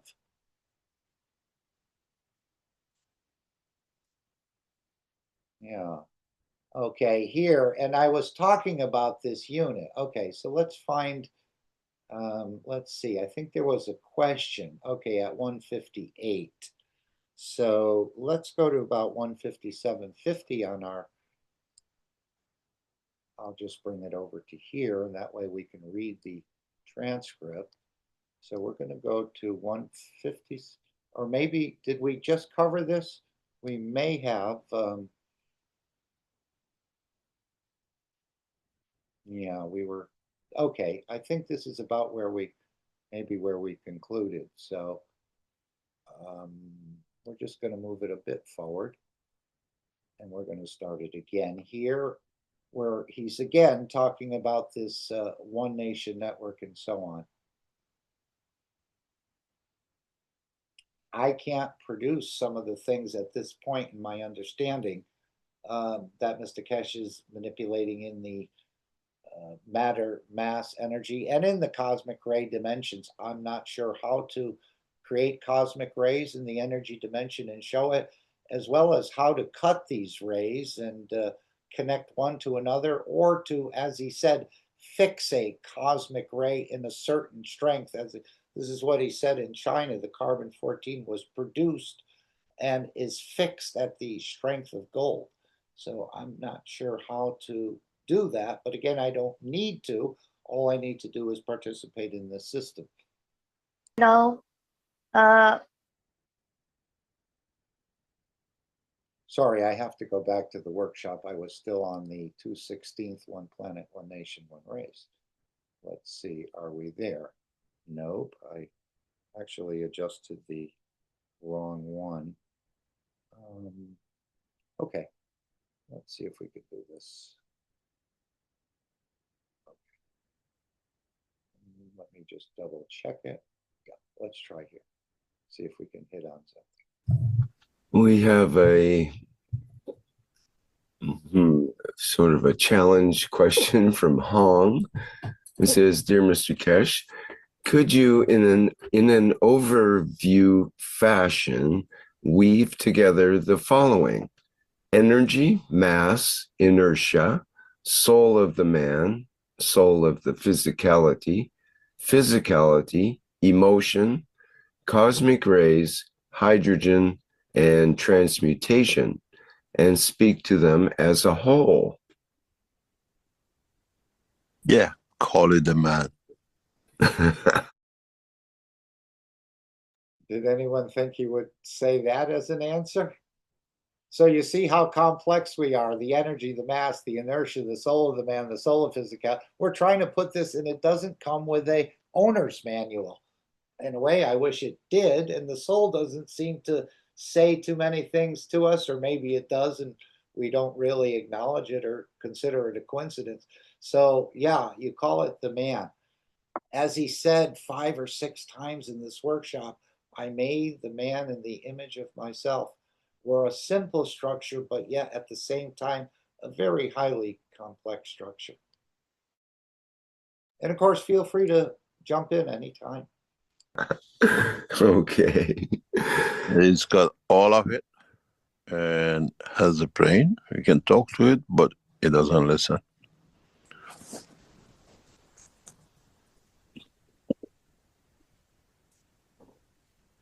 As I was talking about this unit,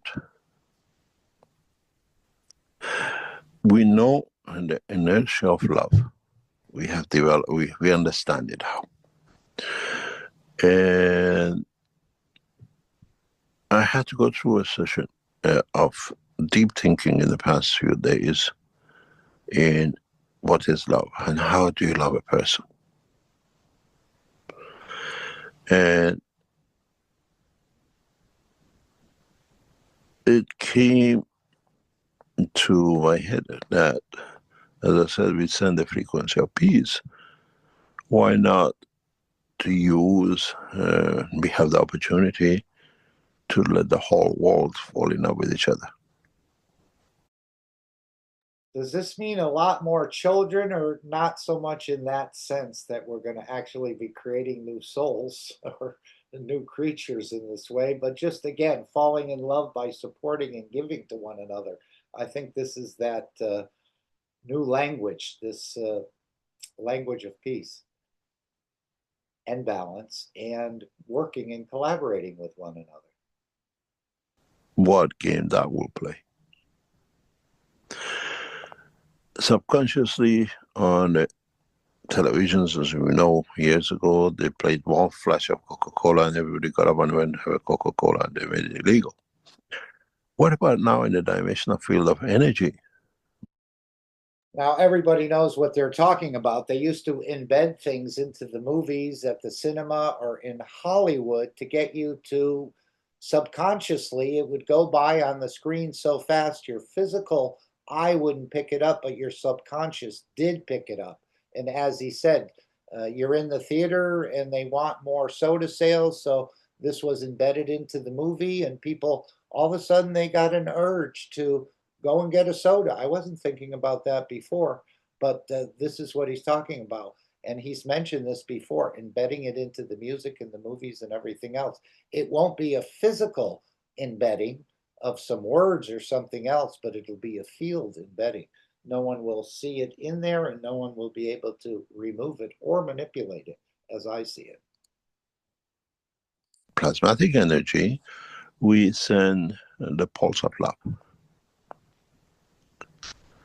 It'll be interesting. It'll be interesting to see how will affect the humanity. Would we change? Because nobody is immune anymore to the game we'll play of peace, hunger, and everything else. And you were saying, somebody was saying earlier about, you can't force it on anyone. And I believe that's accurate. But again, we're not forcing it on anyone. We're changing the conditions that somehow those conditions will change the person. So is that forcing it on someone? Anyone want to comment?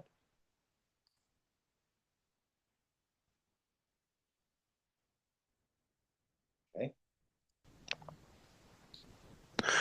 As I said before, if our team completely delivers what it is, and we bring in scientists around the world to do this, we got you by the short and curlies, as we say in English. Everybody knows what that means? Okay. We got you by the seat of the pants or something like that. There's no way left. There's no path left. Gradually to share.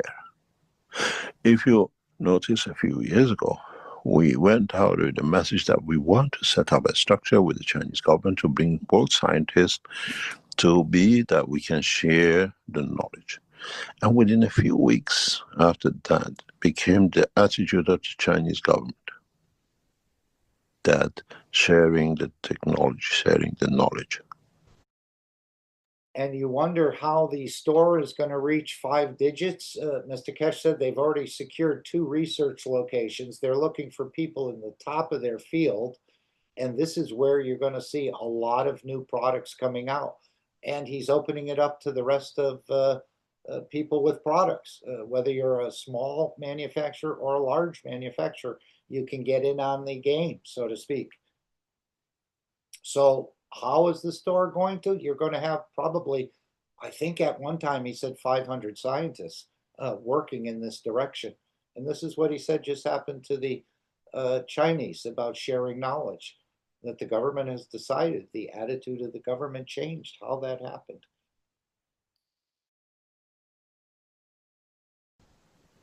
Nothing is coincidental. Now, what about if once we put when we also create a pulse of peace, and then it's 10,000 of these units, and you're hammered every day, instead of getting up to get a Coca-Cola, kiss your neighbor, fall in love with the tree, and the tree falls in love with you, which has a soul, and the dog instead of biting you comes and kisses you. Can we do that? It's possible. We're on the verge of breakthrough science. So again, a total different condition creates a total different emotion, and we see it manifest in the physicality. It's quite simple. I don't know how to do it, but I'm understanding the concept of it. And this is why he went through with the solar flares and the energy from the 3i and so on and so forth. We have not even, just because the energy or these flares from the sun, and this is the way I thought, well, it didn't affect my internet, so nothing must have happened. Nothing happened to me, but something's happened to all of us. Again, perhaps at the subclinical level, but meaning you don't really notice it, but over time, these energies do build up and change our emotions. And sometimes they happen, as he said, in history or over centuries. We became more blessed or we've become more aggressive. So there is a whole documented history of this. And perhaps, as he said, once we start using the cosmic ray dating system, we may get a bit of more clue of how these energies that have come in have changed us. Again, a conservation of energy. Much harder to go out and each one teach one. Here we're teaching the whole lot in one go, and I could never understand how that could be possible. But now, through these fields, we're seeing every inch of the planet is going to be covered. There's no escape route.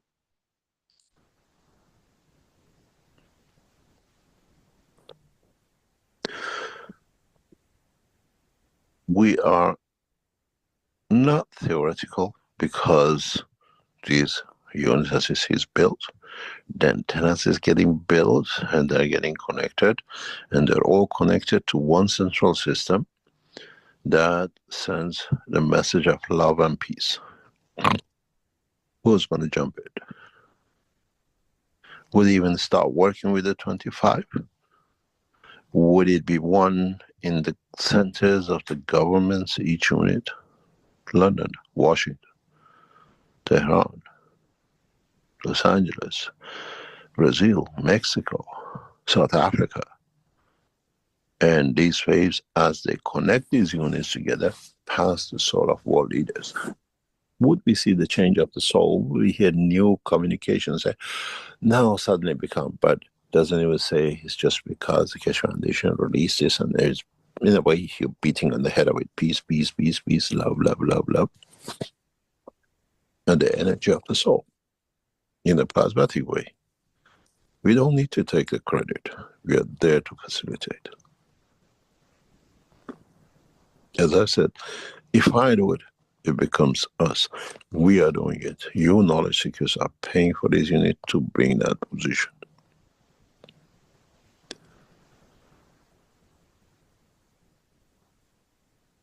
And we are there. I'm sure some of you, once you receive the unit, you put it on your testimonial. You put it on, I've received my unit. These units, in so many ways, will connect it directly into the cosmic ray balls you received. So those of you who bought the cosmic ray balls, you are becoming the beacons of another connection in the link of.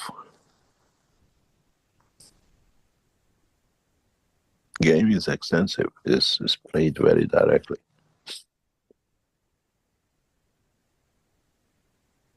Would the world leaders will just talk about a peace? Would the world leaders bring that change? You are the knowledge seekers. Your universal coins, cosmic ray balls, all connect to each other. Without you knowing, you got yourself in a big mesh of changing humanity.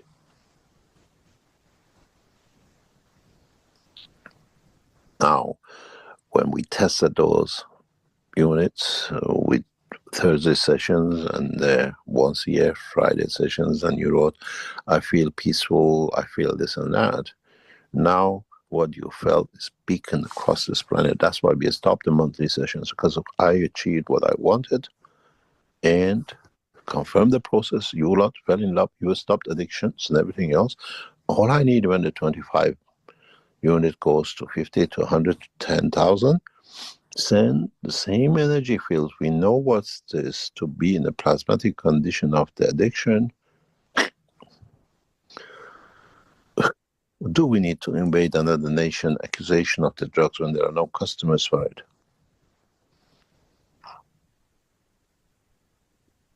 Don't need to. Now you see how extensively you helping us to put these units across this planet will bring that. The computers will give you the sense of physicality. The cosmic ray antennas will bring the play of the game of the soul, and then everything goes as it should be.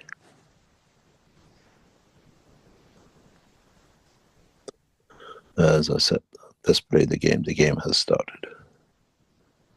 And I thank the team in the background who's working to bring this together. From different nations, different cultures are working in the background to make this possible. And I thank them from every effort we've done and every support they have given day and night to bring in. And you will see as humanity the result of their work. So again, thank you for it in advance for participating in this entire network. And again, we don't even need the credit for it. As he said, if you want credit, then you've gotten your reward. You'll be acknowledged by humanity or, around your nation or whatever. But if you remain quiet in the rest of this, just go along with your work, the entire universe will, in a way, thank you. And I'm sure they already are, because this was the whole plan, to bring man into the universal family. And of course, we've been even though this planet is already part of the universal community, we've never been sort of allowed to broach into that because of our misbehaviors in the rest of this. But now this is coming full sweep as we change the fields on the planet. This will change the emotions, which will change the DNA and the rest of this. And then there's another whole question. As he said, we've just started to understand our own RNA and our own DNA, let's say in the physical dimension. Now he starts to talk about we need to understand where we fit in to the RNA and the DNA of the universe. So we're just beginning again to unravel more and more of things we never really even considered we needed to know. Mr. Keshe said there's a lot we need to understand, and as he's also said, we have understood quite a bit. So thank you all for your continuing participation, and again, carrying a very small corner of a very large carpet of peace. Now let's check in with Mr. Skorik and see if he's about ready to take over the ship. Yes, he is. Okay. Thank you, Alex, again for not missing a beat, for being here and coordinating things in this teaching end. Again, I don't think we have to go for hours and hours on this program, but again, thank you for presenting, and we look forward to your presentation and enlightenment. Thank you, Alex. Well, thank you very much for leading the charge here, Mark. And, I think we're all stressed a little bit with respect to the advanced knowledge. And that's how we develop strength. It's called annealing. So let's get this business taken care of here, and we'll get to the program. Thank you so much. Disclaimer: the information and education material contained herein is meant to promote the general understanding and dialogue of GAN's processing. Such information is not meant or intended to serve as a substitute for a healthcare professional's clinical training, experience, or judgment. For patients and individuals, such information is not to be a substitute for professional medical, therapeutic, or healthcare advice or counseling. For medical issues or concerns, including decisions about medications and other treatments, readers, viewers, listeners should always consult their physician or, in serious cases, seek immediate assistance from emergency personnel. Prescription information, procedures, and use of medical devices information should be undertaken only by properly trained and certified medical personnel. We specifically disclaim any warranties, express or implied, including implied warranties of merchantability or fitness for a particular purpose. Such information is provided, as is, and is believed to be accurate at the time of its publishing, but it is the viewer's job to evaluate the accuracy of any information found in this presentation. Every case presented is of their own experience, applied by themselves for themselves, and it applies to their case only.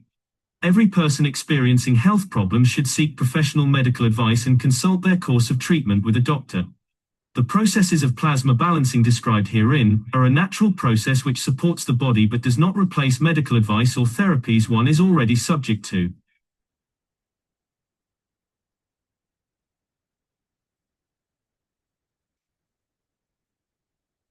Ladies and gentlemen, thank you very much for joining us on the Keshe American Knowledge Team meeting of 2025. And we are at a very important juncture in our evolution because things are changing as we speak. And so the events of the last months have really yielded fabulous results. And one of the reasons that we're all getting here together is to follow in that jet stream that is led by Mr. Keshe on the Knowledge Seekers workshops by the Brazilian community on Fridays. And here we are trying to bring together this knowledge to the various other continents who may have missed that part of the program, and try and deliver what we think is a more of a layman's point of view, although, you know, we really have to take into consideration the new science, and we have to understand the terminology and how it applies to that new science. This is the Keshe Foundation Spaceship Institute teachings on plasma science. We are still in the intermediate GANS Tech series, and today we're going to discuss GANS of GANSes. My name is Alexander. I am from Canada. It's November 23rd, 2025, and this is part of the Keshe Foundation North America Plasma Education Series.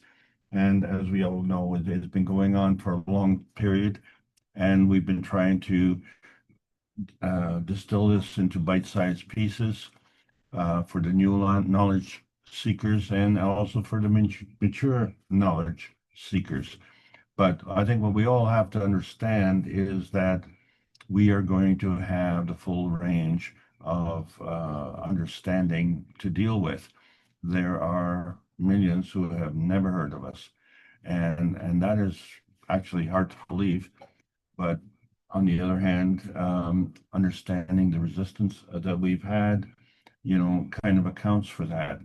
But we as knowledge seekers have to understand that there is a basis in science, and once that is disproven, then that has to be discarded. And we are actually now launching a series of the practical application of this.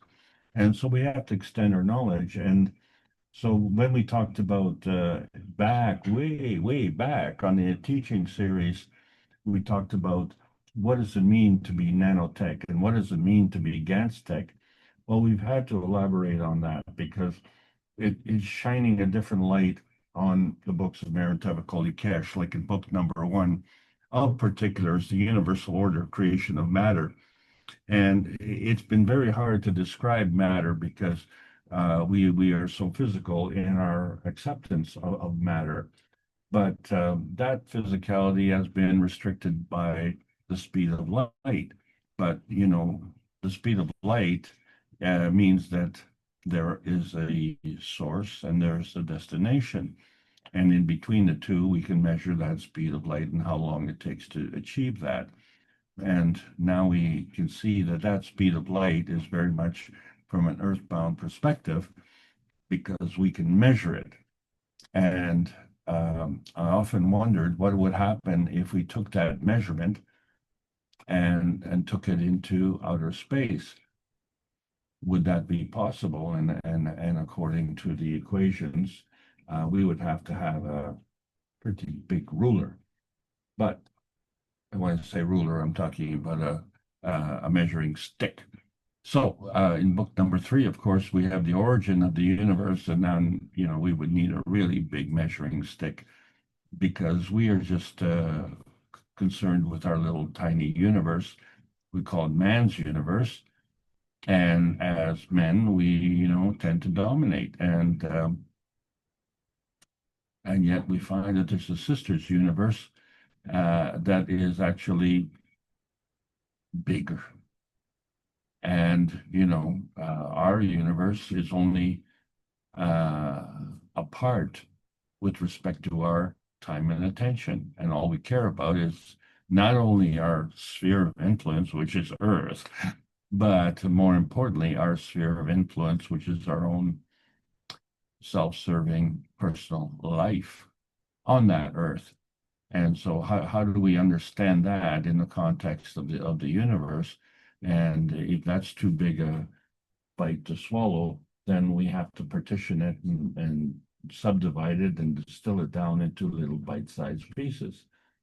Well, the thing is that for 405 weeks, Rick Crammond and the Universal Council members have been bringing together the knowledge of the one planet, one nation, one race for justice and world peace. So what we all have to really understand is that we are all part of the humanity species, and we are all representatives of this Earth space. And then we wonder, why are we fighting amongst ourselves when we are all part of the same family? And that's actually a notion that is fairly easy to understand, because there are many fights within the family members, brother against brother, or sibling rivalry, or even competition between the spouses, and so it involves conflict, and this is the whole nature of on our planet, conflict. And the reason is because we don't understand the plasma rule. And the plasma rule is the direct opposition to the physical rule, where the higher strength eats the weaker strength. But in the plasma rule, the higher strength feeds the weaker strength. And so that conflict point becomes a transaction zone, where instead of a warring between two nations, it becomes a binding zone between two field strengths. And that manifests into an inertia field.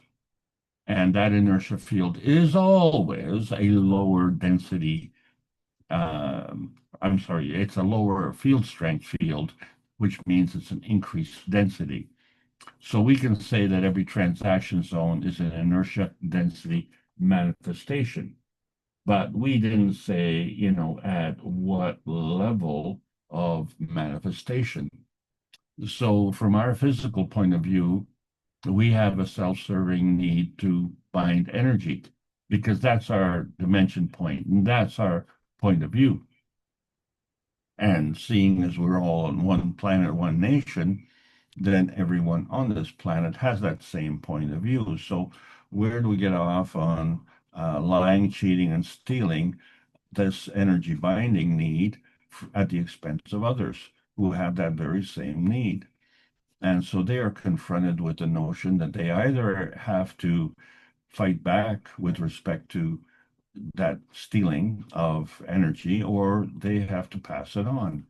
And when we see that the prosperity is to those who lie, cheat, and steal, and what it means to be prosperous on this planet, because particularly in Canada, it's rude to be poor.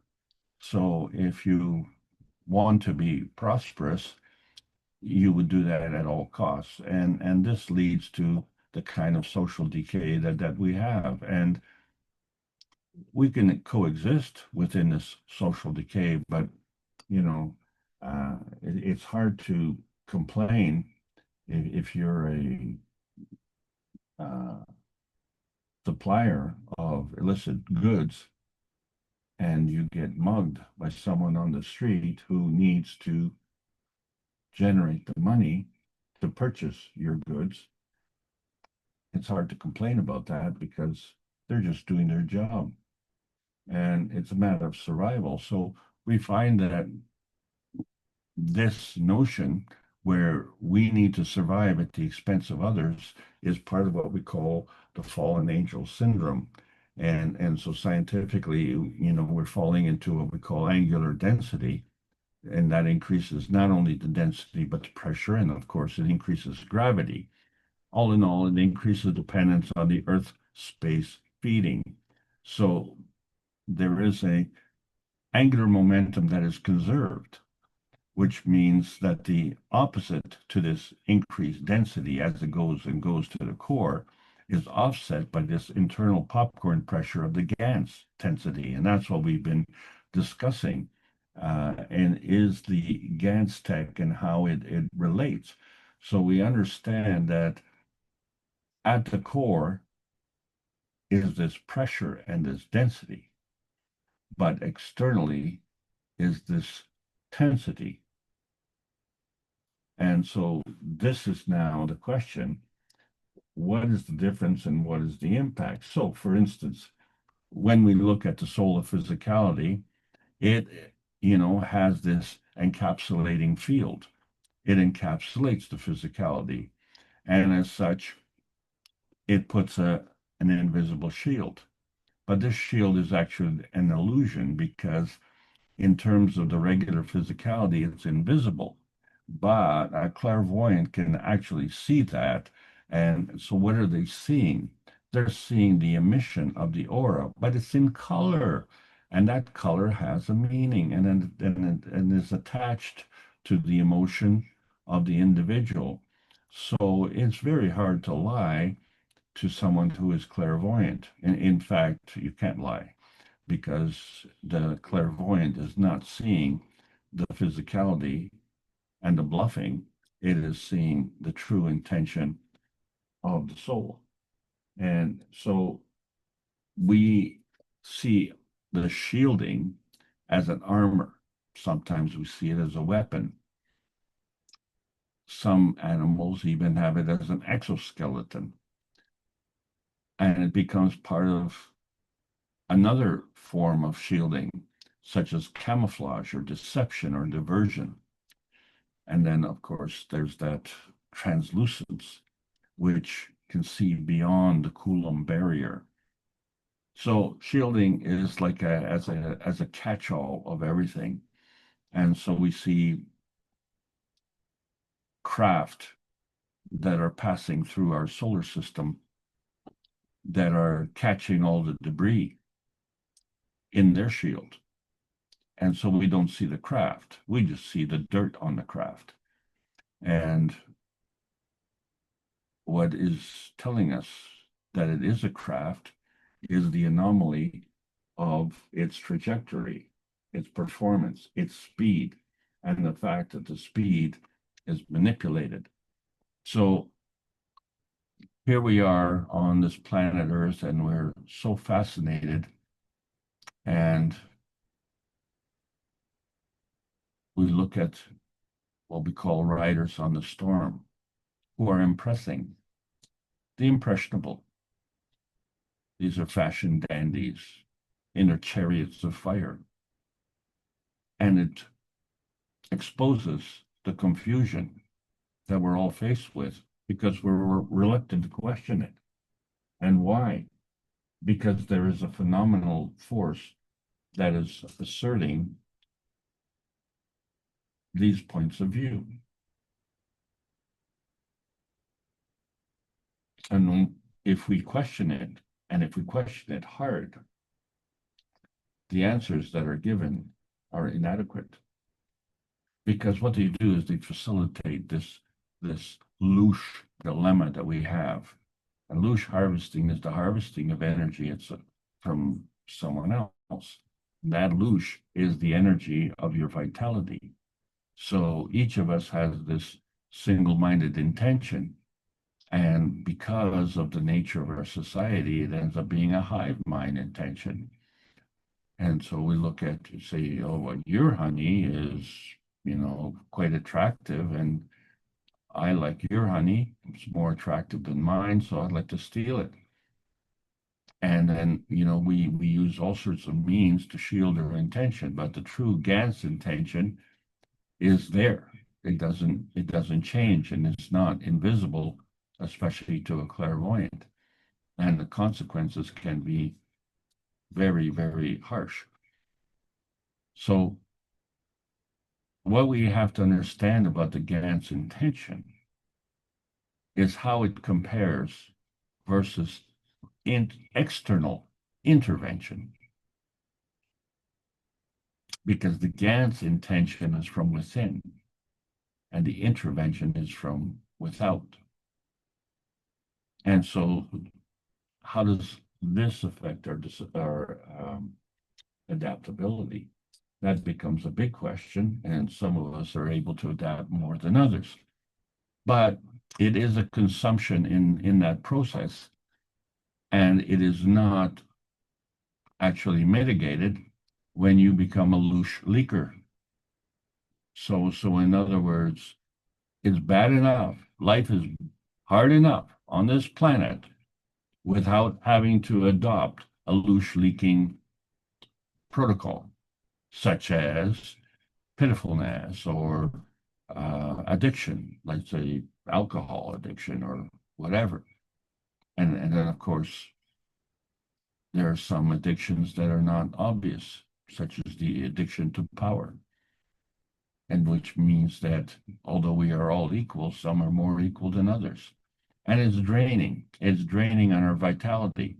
And it's not just draining on those who are stolen from, but it's also draining on those who are stealing, because they're under the impression that there are no consequences. So that they can get away with all kinds of miscreant behavior. And that is just patently untrue. So we're all subject to this and vitality reduction. So we need to charge up. And how we charge up with our emotion and our physicality is what it leads to the golden years when we retire, because we work hard all our life to retire in our golden years. And most of us spend those golden years in the doctor's office waiting to see the doctor, or in the hospital waiting for some kind of external intervention, because we fail to understand that the way we run our life is according to some commandments that were given. And if we look at, number one, I am the Lord your God, well, right off the bat, it's like those tests that you have in school, that say, well, the first thing is to read the full list before you start to answer the questions. Well, in this case, the full list is depending on the first answer, where the Lord is your God. So is that true? Are those two words synonyms? Well, when you bow down to the Lord's, you have to wonder, why is that plural? And then, of course, you have that thou shalt not lie. And does that include everyone? And when you say everyone, doesn't that mean everyone, including the writer of the commandments? Or is it except the writer of the commandments? So thou shalt not lie unless you are the writer of these commandments. So it becomes quite a shock if you are, shall we say, devoted to that kind of thinking. But if you're looking for this truthfulness, and that comes from the GANs, you see, because there's no poker playing outer space, that this is the truth seeker's dilemma. You have an accountability to yourself, but when you run into someone who is lying, do you accuse them and you become party to this conflict, or do you just shield yourself from it? And this is how the universal community is dealing with us. So we have the liar's dilemma, where you have to have an accountability to your soul, and there are always consequences. So do you quit lying, or do you suffer those consequences? And may not be immediate, it may be delayed, but it is manifest nevertheless. So we need to shield ourselves from this, and this shielding becomes an inertia for our humanity to shield ourselves from these hostiles, from aggression, from environmental harm, and from fear mongering. All in all, it's emotional abuse. So when we're talking about the GANs, we were first introduced to that in the Cups of Life. And one moment, please.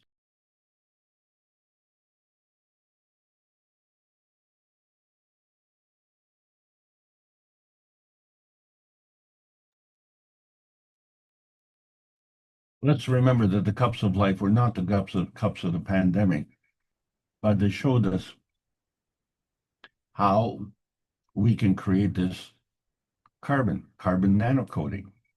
It's a process of the monatomic science, different from the atomic science. And we created two cups, an emotional cup and a physical cup, and they represented the inner space strength. But they were also representing our emotional strength. So the translation of some of the emotional strength is manifest in the physicality. But not only, we were able to create other gases such as carbon dioxide, calcium, zinc, copper, amino acid, and water. And these were all part of the radiance manifestation. So let's remember, when you say the radiance manifestation, we created the cup of life, and there was a radiance emanating from that, and it interacted with the components of the cup of life and created this GANS. And so we could do that with all the elements on the periodic table of elements, including gold. And that is the big revelation for the year 2025, because it was representative of what we are dealing with in our brains, where we have the cup of the universe. We have a bicameral mind, and it too is operating with the synchronicity of the copper GANs and the zinc GANs, which represent the physicality interacting with the emotional strength. And then how do we determine what it is? Well, we have to introduce that third field, which is the carbogen. And so now we have these three fields interacting, and what do we get? This gravitational cup of the universe, and how does it have, and what does it have as with respect to its inertia density manifestation? Well, it's called the body, isn't it? It's called the body. So when we're looking at the body in our carbon-12 format is the transmission highway. And what we want to do is to get to that transmutation highway. And what is that path? Well, there's that intermediate highway, the carbon-14 highway, which is the transition highway. And from the transition highway, well, you still have choices.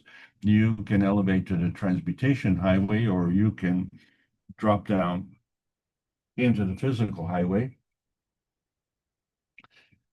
And let's not forget that these are all connected, because when we look at these cup relationships, we understand that each cup has this magnetical gravitational relationship that facilitates this soul radiation. And so there's an inertia that happens within each cup. But prior to it manifesting in its physicality, there has to be a place. And so we had the Earth cup. And so the interaction of the soul radiance with the Earth cup created the inertia cup. And the inertia cup is the physical manifestation taking into account the relationship between the cup of the soul and the cup of the earth. So each cup has been able to manifest its own GANs. And the earth, of course, it's able to manifest its own GANs. So when we look at the cup of inertia, really and truly, that is the cup of the GANs of the GANs. And that's what we're talking about today. So when we look at this GANs and we say, well, okay, let's remember, something is something, and nothing is nothing. So something is always something as opposed to being something else. So you have to look at this transaction zone and to see how it's created. So when we look at on the left-hand side, we see from the top down into a cup of life, we see that a rotating field is beginning to be formed within the GANs. And then on the graph on the right, we see the result. And that transaction zone becomes a hole in the GANs. So this GANs is actually gas as a nanosolid. And in that hole is a liquid.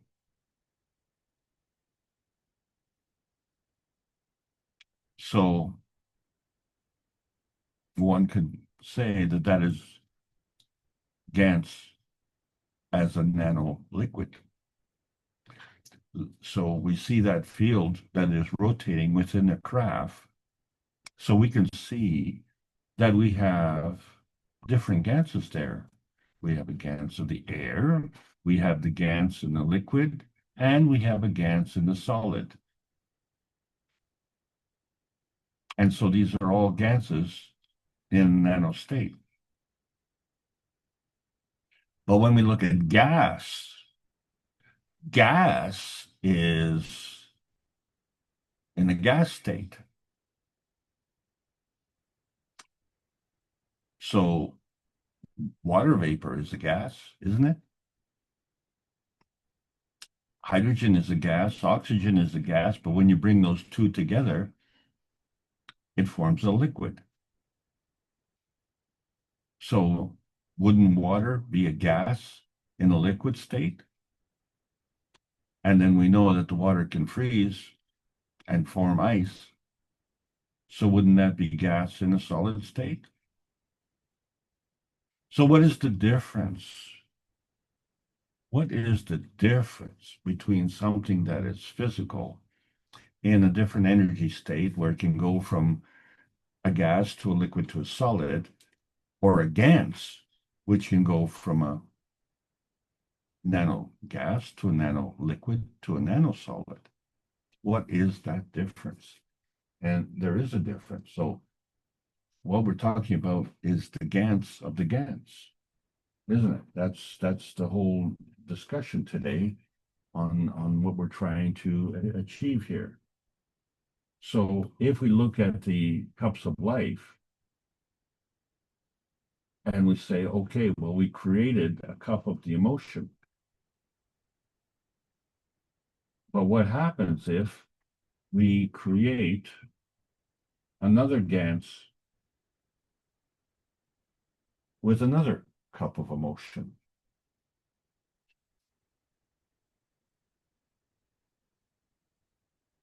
We have two fields interacting. It creates a transaction zone. We are already in the GAN state. There's no rule that says you have to leave the GAN state. You can stay in that GAN state, or you can drop down to a nano state, or you can elevate to a plasma state. So when we bring these GANs products together, that creates another transaction zone. And so what we're investigating today is if we've already produced the GANs, what happens as a result of making a GANs of the GANs? Well, the results have shown that the GANs field becomes stronger. And we've done that by measuring the field strength, and literally the field expands. You could say that the production of GANs is like a double distillation. And of course, all the whiskeys know that, triple distilled is even better. And so you could literally proceed with making a GANs of the GANs of the GANs. In other words, triple distilled. They call it triple sec. And the dimension of that field extends enormously. And so if we look at the relationship of the expansion of that field, unlike octaves on a musical scale, where you double the frequency, it's one octave. But if you create the GANs of the GANs, you're taking the field strength and multiplying it by the other field strength, you start to get an order of magnitude change in field strength. And so if one order of magnitude is 10 and a second order of magnitude is 10, then that field strength would be relatively, say, 100. And then if you were to do that one more time, as in triple sec, you would get 10 times 100, which would be 1,000. So the literal production of GANs of a GANs is enhancing the field strength by orders of magnitude. which follows the understanding of the pH table. Remember the pH table? When you went from a pH of 6 to a pH of 7, that was an order of magnitude. And from 7 to 8, that was an order of magnitude. But 6 to 8 is 2 orders of magnitude. So now we're starting to understand the relationship of all of these things. So when we take these two fields into account, we understand when we nano-coated our copper wire, we created a nano-coating, which wasn't copper, but was carbon. It was a carbon nanocrystal. And then when we applied the field alignment, then we had a relationship between the magnetical outintensity and the gravitational intensity, and it created this inertia point where we had this superconductor, this nano alignment. And so from there, we were able to elevate from the atomic state to the nano state, and via the pico state, which we talked about last week, we could elevate to the GAN state. But these all became part of the MAGRAV energy transfer states as dictated by the conservation of inertia. So based on the susceptibility, the nanostate could elevate to the GAN state, or the GAN state could diminish to the nanostate and through its increased density. And in fact, it doesn't have to go step by step. We can go directly from the atomic state to the GAN state or vice versa. So all this means is that energy is moving. So if we understand that curves, which is the way we interpret our physical shields, isn't it? But these shields are as a charge. And because of the bending, they create a negative charge all along the surface. So it means it's negative on the outside and positive on the inside.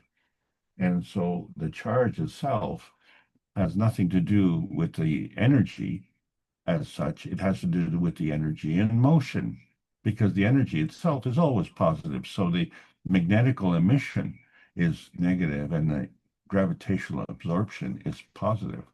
And so the field strength is determined by the rotation of the field and that speed of rotation. And so there we have a determination of the strength, and it's always different. And furthermore, we can also change the direction because this is based on the polar energy. And so we understand that the poles can flip. So when we look at what we call the Gans freakout, that's really Gans popcorn, where you had a gas as a nanosolid that used to be gas as a nano gas. And this was created in the gas as a nano liquid. So the gas expanded and it created this magnetical negative charge. And so it was offset by the gravitational positive charge. So the problem with the gas, of course, is that we can see it. And gas is usually invisible. So there must be gas in the center, but there was a gas explosion. Because the gas is clearly visible, whereas the nanocoating, being monatomic, is invisible. And then when you look at going down to a greater density, you look at the pico coating, which is sitting interstitially in the nanocoating. And when you look at the pico coating, it reminds you of the Gans popcorn because it looks the same. But what if we can say that the nanocoating, being monatomic, is circular, spherical, in other words? And since we shrunk it down by 3 orders of magnitude, it kind of crinkled up. It shriveled up. It's almost as if it were dehydrated, right? So that it doesn't have that puffy feel to it. It doesn't have that fullness of the nanocoating monatomic structure, but it has more of a wrinkled surface. But this wrinkled surface, because it's a sphere, ends up being points all around that sphere. And so how did this pico popcorn, which is tiny, tiny, tiny, I mean, 10 to the minus 12th, end up as, which you can't see, you require the special camera to see it. And so, you know, that those big blobs around the pico coating are actually the nano coating, which also you can't see. The only reason we can see it is when you accumulate 40,000 layers. Well, okay, you know, now we can see the blackness, but individually we can't see the nano coating. So it becomes transparent, translucent. So the pico popcorn has a physicality, but you need the special equipment to see it. And then it turns into GANs, which you can see with the naked eye. But the one thing about the GANs is that it comes in different sizes. And then when we look at the earth matter, we have to question, is it transacted in singularity or in duality? Because whatever we're seeing on Earth is inertia, density manifestation, reaction. So we know that because we can create the ganses of all the earth elements on the Earth. And they all have different colors. So that means they all have a different selectivity. And this selectivity is determined by its location, isn't it? Because you have to look at the neighbors. So you could have gold in one area and gold in another area, and they have different purities. This is also true of oil, for instance. Not all oil wells are the same. So the chemists know all about this, but, you know, they never really explain it in terms of the nuclear feeding inertia, because each part is a fragment of the complexity, and each part that we see is gravitationally stable. But the fact of the matter is that there's energy being transacted from the adjoining forces. So we have three dimensionals, what we call in the universal order of creation of matter, the matter, dark matter, and antimatter coming together and create this one-dimensional point. And so we have these three dimensions coming together, creating this transaction zone. But you still have the original matter, dark matter, and antimatter, because energy is always in motion. So that means it's always coming and going. So if you're going to maintain this gravitational stability, you better keep it coming. And we do. We have in the periodic table of physical matter all these different Earth space range details. And we see that, you know, they have a number, and that number relates to the proton, and each proton has a corresponding electron. And what's interesting about these things is that they aren't all on the same energy level. So we are able to manifest an inertia density manifestation that is different and more stable in its physical range. And we have these different details like carbon, nitrogen, oxygen, and hydrogen, iron, gold, copper, zinc, and, you know, sodium, magnesium, potassium, and calcium, just to name a few. And they are all specific in their detail, and they're all physical. But do we know how they were created? And do we care? Well, if the only tools you have is a pickaxe and blood, sweat, and tears, well, go for it.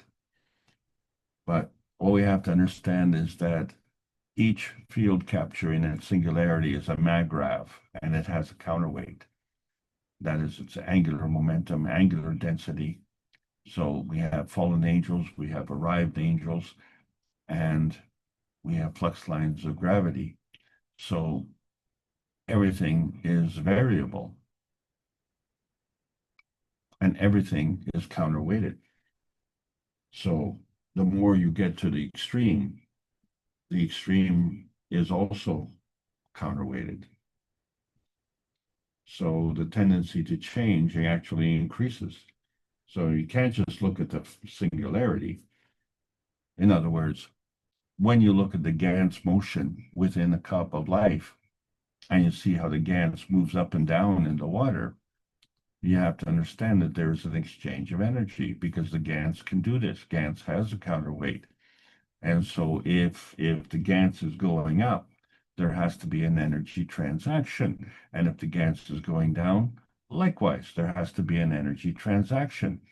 And so this is what facilitates this gradient transition. So if you look at the cup of water as many lines of density, the higher you go, the more magnetical, the lower you go, the more gravitational. And so as you see, their heavier ganses go to the bottom and the lighter ganses can move up. But in this motion, we have to understand that they are always giving and taking and exchanging energies. So if you want to leave from one level, you have to drop one. And if you want to move to the next level, you have to pick up one. And this is done simultaneously, and that's how you get the motion. And so the speed of that motion is dependent on the steepness. So that's your transition gradient.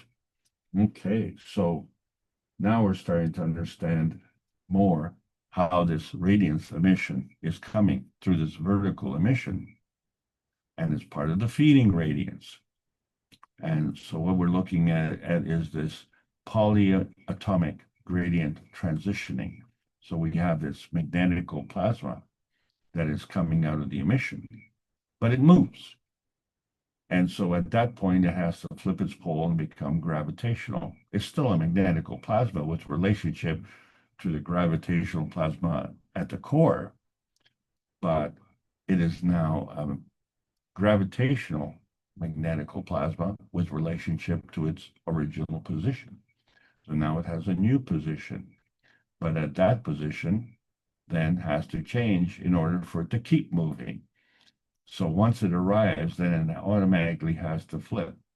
And so it goes from magnetical to gravitational, back to magnetical, back to gravitational. And so that feeding radiance eventually becomes the feedback radiance. And so this flipping is going on all the time, and you never see any tsunamis that are related to this because this is all part of the cosmic ray feeding. So this energy, which is in motion, isn't just fed from the vertical emission, but is also fed by the external cosmic ray feeding. And in order to counterbalance that, we have to have an internal gravitational feeding. Because when we look at the Earth, it's sitting in a vacuum field. So there has to be a corresponding core vacuum. Because otherwise, there wouldn't be a balance. So if that's true in the physicality, it's also true in the plasma reality. And so this energy is always coming to allow that motion to continue, because energy is always in motion. And if that energy is leaving, then there will be a diminishing of the physical presence. But if it's supplemented by the cosmic ray feeding, then it will always maintain its magnetic relationship. And you know that is true because look at the sun. It is not a consumer, but it is a catalyst. It is always giving and taking. So in order to understand how this energy is being emitted from the sun, we have to understand that there are multiple transaction zones. So from this orbit that is going around the basic gravitational core is interacting with the core. And so there's a transaction zone as things are moving. And when it moves from one position to another, you have two transaction zones, and that affects the core transaction zone. But then when you're looking at that feeding, it is coming from another source. And so that other source is interacting with the magnetical fields, and that creates a transaction zone. So that motion has a transaction zone from its magnetical position to its gravitational position. But those two transaction zones add up to the motion. And so the movement from one point to another point is also a transaction zone. So we see the similarity that the movement on the magnetical field is an inertia field transaction zone created by two supporting transaction zones. And the inertia field of the gravitational transaction zone is supported by two transaction zones interacting with that magnetical field. So if we understand this concept, then we start to understand what we mean by the GANs of the GANs. Because our bodies are bags of GANs, and within us, within our skin, we have GANs. And that GANs is a transaction zone that is supported, shall we say, basically by two transaction zones. But it becomes very complex when you take into account the trillions of cells that we have. So each is a gravitational binding point, and there are apparent terminal ends because we don't see the connections. We just say, oh, well, those are the loose ends, and all we have is our arbitrary point of view, which is our, this is our physicality, but our physicality is constantly moving, so it has different points of view. That point of view is always dependent on the susceptibility to increase or decrease the magnetical gradient charge versus the susceptibility to increase or decrease the gravitational gradient charge. And so that gravitational inertia point, that is the transaction zone between these two fields, is always subject to its susceptibility. And so there you have your star inertia gradients that are constantly changing, constantly in flux. So when we look at the GANs and the GANs, and we say, okay, well, there's the cup of emotion. We created a cup of life, an emotional cup. But if we interact the product of that cup of life, which is the CO2 GANs, which is the zinc GANs, I'm sorry, which is the emotion, we can create a transaction zone of another GANs. Well, if we take the cup number 2, which is the CO2, and have two cups of life interacting, and we take the GANs of the cup of life product, and we have a transaction zone with the cup of physicality. So the product becomes the GANs of the GANs. So let's just go back for a second and discuss orbitals, because we were talking about the electrons and how they work. So when we look at the basic core, the basic atom,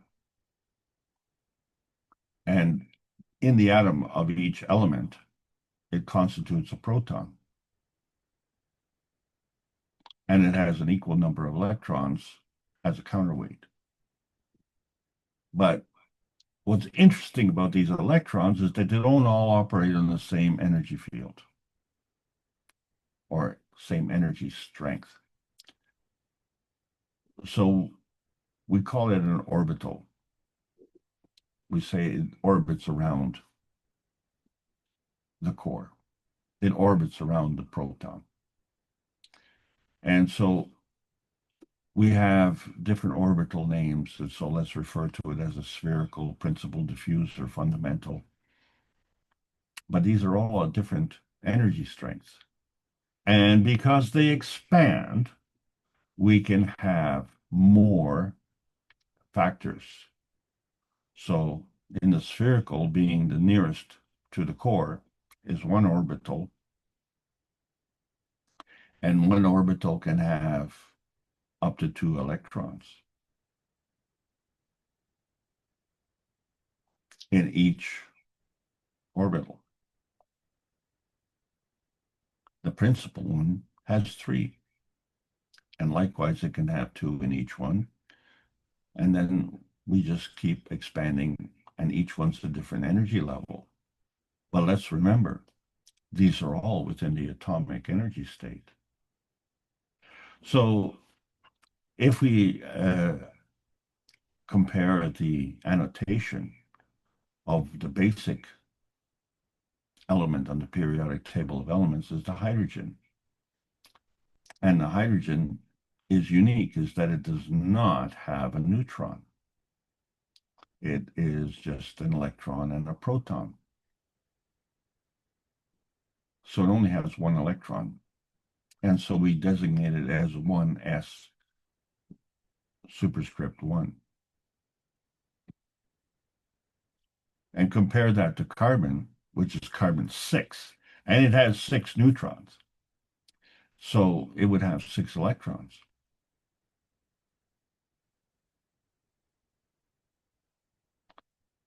So it has 2 electrons in one spherical orbital, 2 electrons in the second spherical orbital, and 2 electrons in the first principal orbital. And so you see the pattern that is created. And so you see the difference. The point I'm trying to make is this. Hydrogen is not just hydrogen.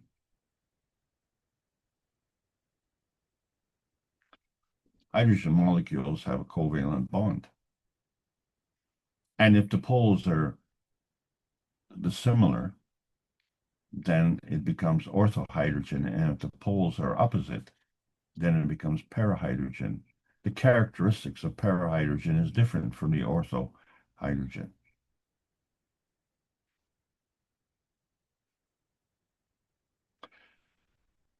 So the polarity not only affects the field strength, but it affects the nearness and proximity of these orbitals.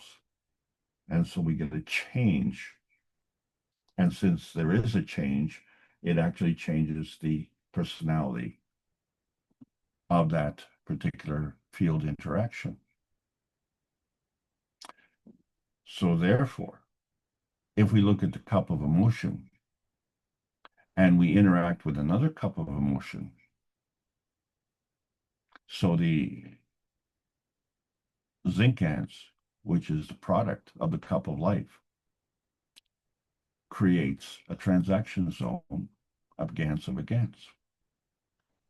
And if we compare that to the cup of physicality, which involves the CuO GaNs, which is the copper, that also creates a transaction zone.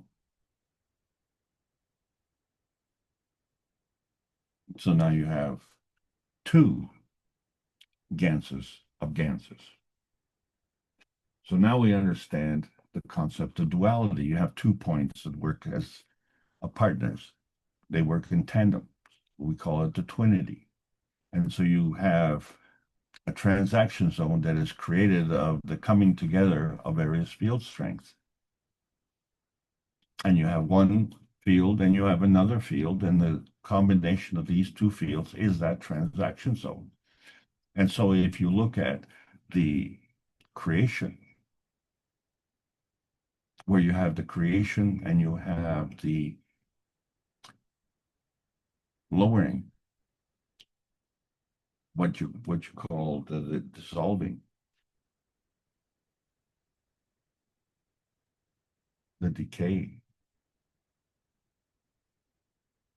There's a transaction zone there. So when we're looking at the GANs of the neutron and how it creates the GANs of the atom, you also create the GANs of the PMT. And there has to be a counterweight. And the link between those two counterweights is another transaction zone. And if we fail to really understand it, then we just kind of fudge it and just say, well, we're either going to pay attention to it or we're just going to fluff it and ignore it somehow. So you can't ignore, because even in the singularity, there's a susceptibility when two forces come together. So we have to understand that that singularity is a binding zone between these two forces. And then we extend that via the susceptibility and duality, we create a star formation where we see these rotating cups with the ganses in there, and they create this field, and the interaction of these fields creates another transaction zone. So there's GANs in the rotating cups, but they create another energy field.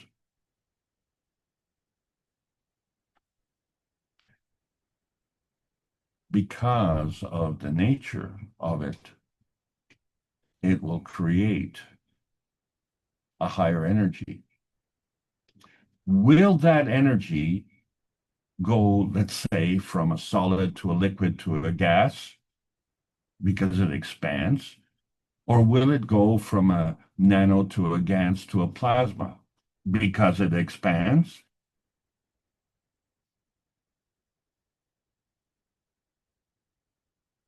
Or will it go from a GANs of a solid to a GANs of a liquid to a GANs of an air in a nano state? Or will it elevate into a plasma matter state? So if we extend this concept of the twinity, we discussed the 2 points of the nanotech. But when we look at the 2 points of the picotech, they look like stars, don't they? So it's 2 points of the star tech. So we can understand the twinity of the nanotech and the twinity of the GANs tech. But what we have to understand is, how do we arrive from the shrinking of the nanotech to the picotech and the expansion of the GANs tech? Because if one is a counterweight of the other, where is the impetus? Where is the need to change that energy field strength? Because the field strength itself is balanced in a counterweight of magnetical gravitational force fields. But what causes the change to go from the picotech to the GANs tech? So what is in that transaction zone which facilitates that? So now we understand that there's a polyatomic inertia gradient between the various field strengths. And between these field strengths, which each field strength has a transaction zone, is an interaction with another field strength. And that too facilitates a transaction zone. So if we were to take the transaction zone of the interaction of the cups of emotion, GANs, and the transaction zone of the cups of physicality, GANs, we would create an inertia gradient of another GANs of a GRANS.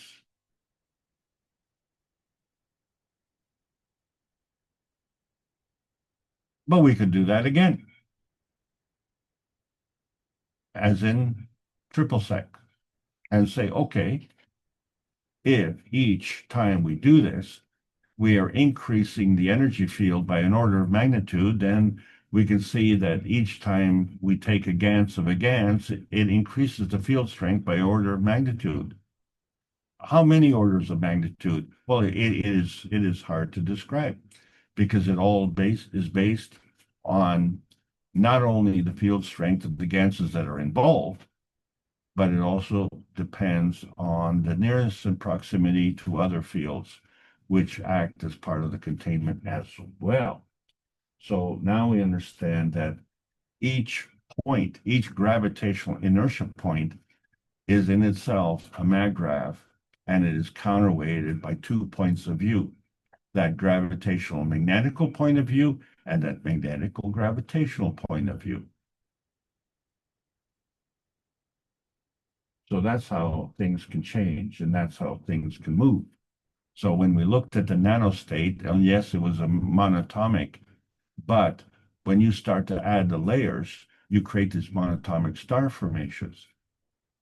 And before we advanced to the GaNs, unbeknown to us, we created this picostate. And these picostates were within the interstitial network of the nanostate. So if we understand that nanostate is a superconductor at room temperature and has multiple monatomic energy flows, and if we understand that more than 3 in a chain is a polymer, then this is how we understand the difference between something that is physical in nature and, shall we say, gravitationally stable or inert, or something that is alive, is sentient.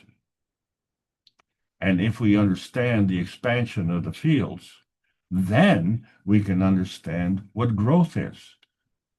Because how does a baby become an adult? It's the expansion of the field.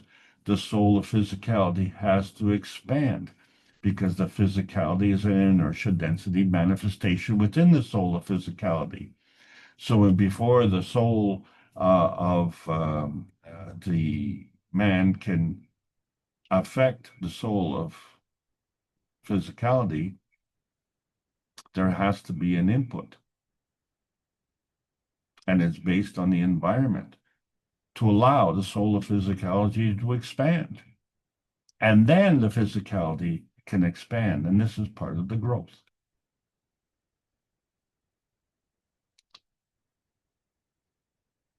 So this is how babies become children, and children become teenagers, and teenagers become adults. And this is all fundamentally part of the stability of duality.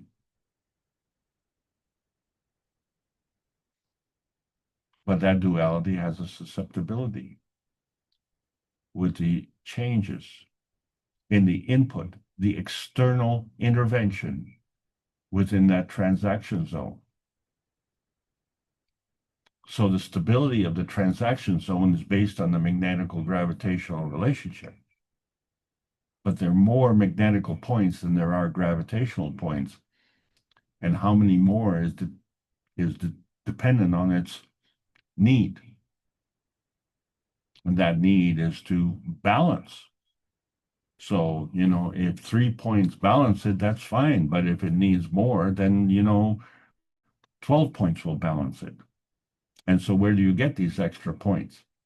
To become more dense. Well, it means that you have to have more orbitals. So the counterweight as a measure in its physical state, we say that the gravitational weight is how we determine the physical state. But when we look at the atomic state, we measure it by mass. But if we look at the nuclear state, which is the expansion, it's magnetical, and that is a measurement in Tesla units. And so our relationship with her in terms of our physicality, we measure speed with time.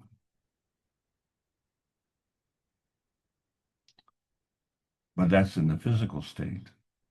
in the plasma state, time has a different magnetical function.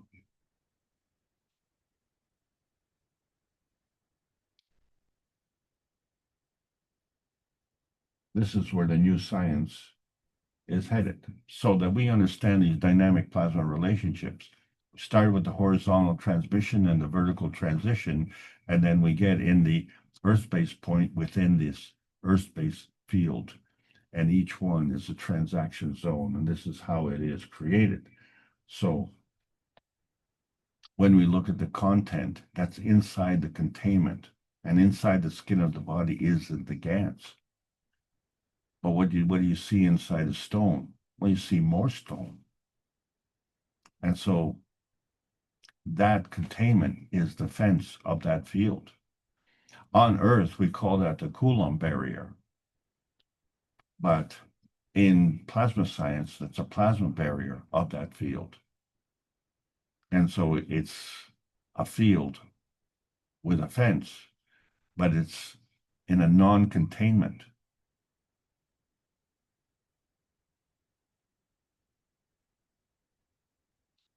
It is susceptible to external intervention. So the creation of this plasma is based on the transaction zone affecting, in terms of life, the carbon, oxygen, hydrogen, and nitrogen, and it affects the creation of life. So we already talked about the growth, and that's one transaction zone. And then the growth in another transaction zone. So the growth of the solar physicality and the growth of the physicality, but in relationship to the environment. And so you get this structure within a structure, which is the duality, the brain function, and the physical function. And that becomes the gravitational transaction zone, which we are all near and dear to and familiar with. So our physicality is actually a captured field, and it has multiple layers. And we know that because of our aura, it has multiple emotions. And so these multiple emotions have multiple densities. So each density creates a different sphere. And we see that with the atomic orbitals. So the question is, how do you move from one orbital to the other orbital? Because they're all inertia density fields. So what causes that movement? In other words, when you're looking at the range of ganses, you have the picogans in the core, and then you have the Gans popcorn at the extreme. And then you have all of these layers in between.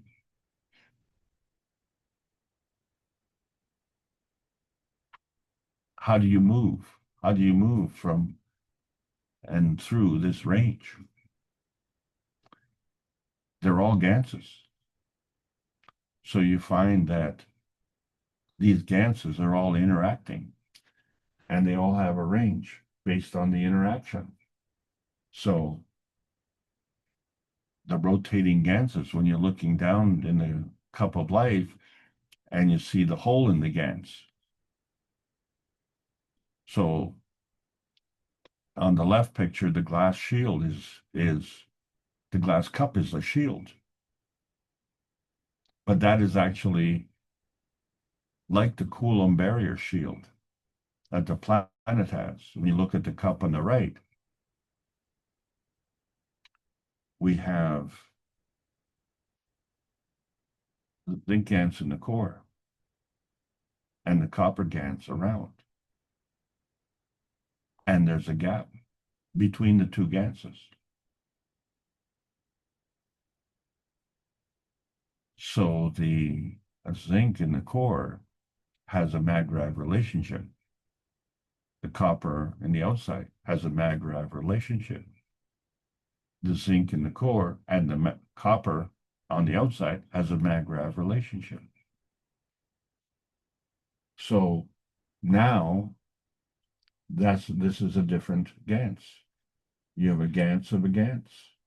And this is all part of the twinity of life. So you have this physical inertia field of connection. And this Coulomb barrier shield that we refer to is exclusively on this planet. But the shielding itself is the same in each and every energy field, because when you go through these orbitals, when you go from one orbital to another, you have to cross this barrier.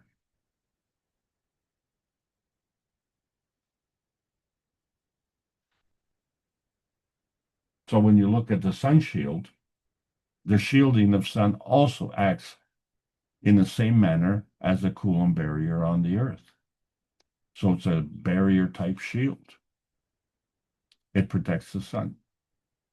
And the sun gives what it wishes to, and it absorbs what it needs. And what it doesn't need, it shields. And so it's able to act as a catalyst.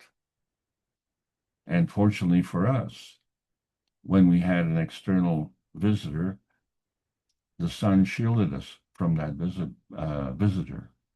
And that Coulomb barrier shield of the sun was non-physical, but the sun was in line as a barrier between 3i Atlas and the Earth, and that became a physical barrier. And so it worked the same way.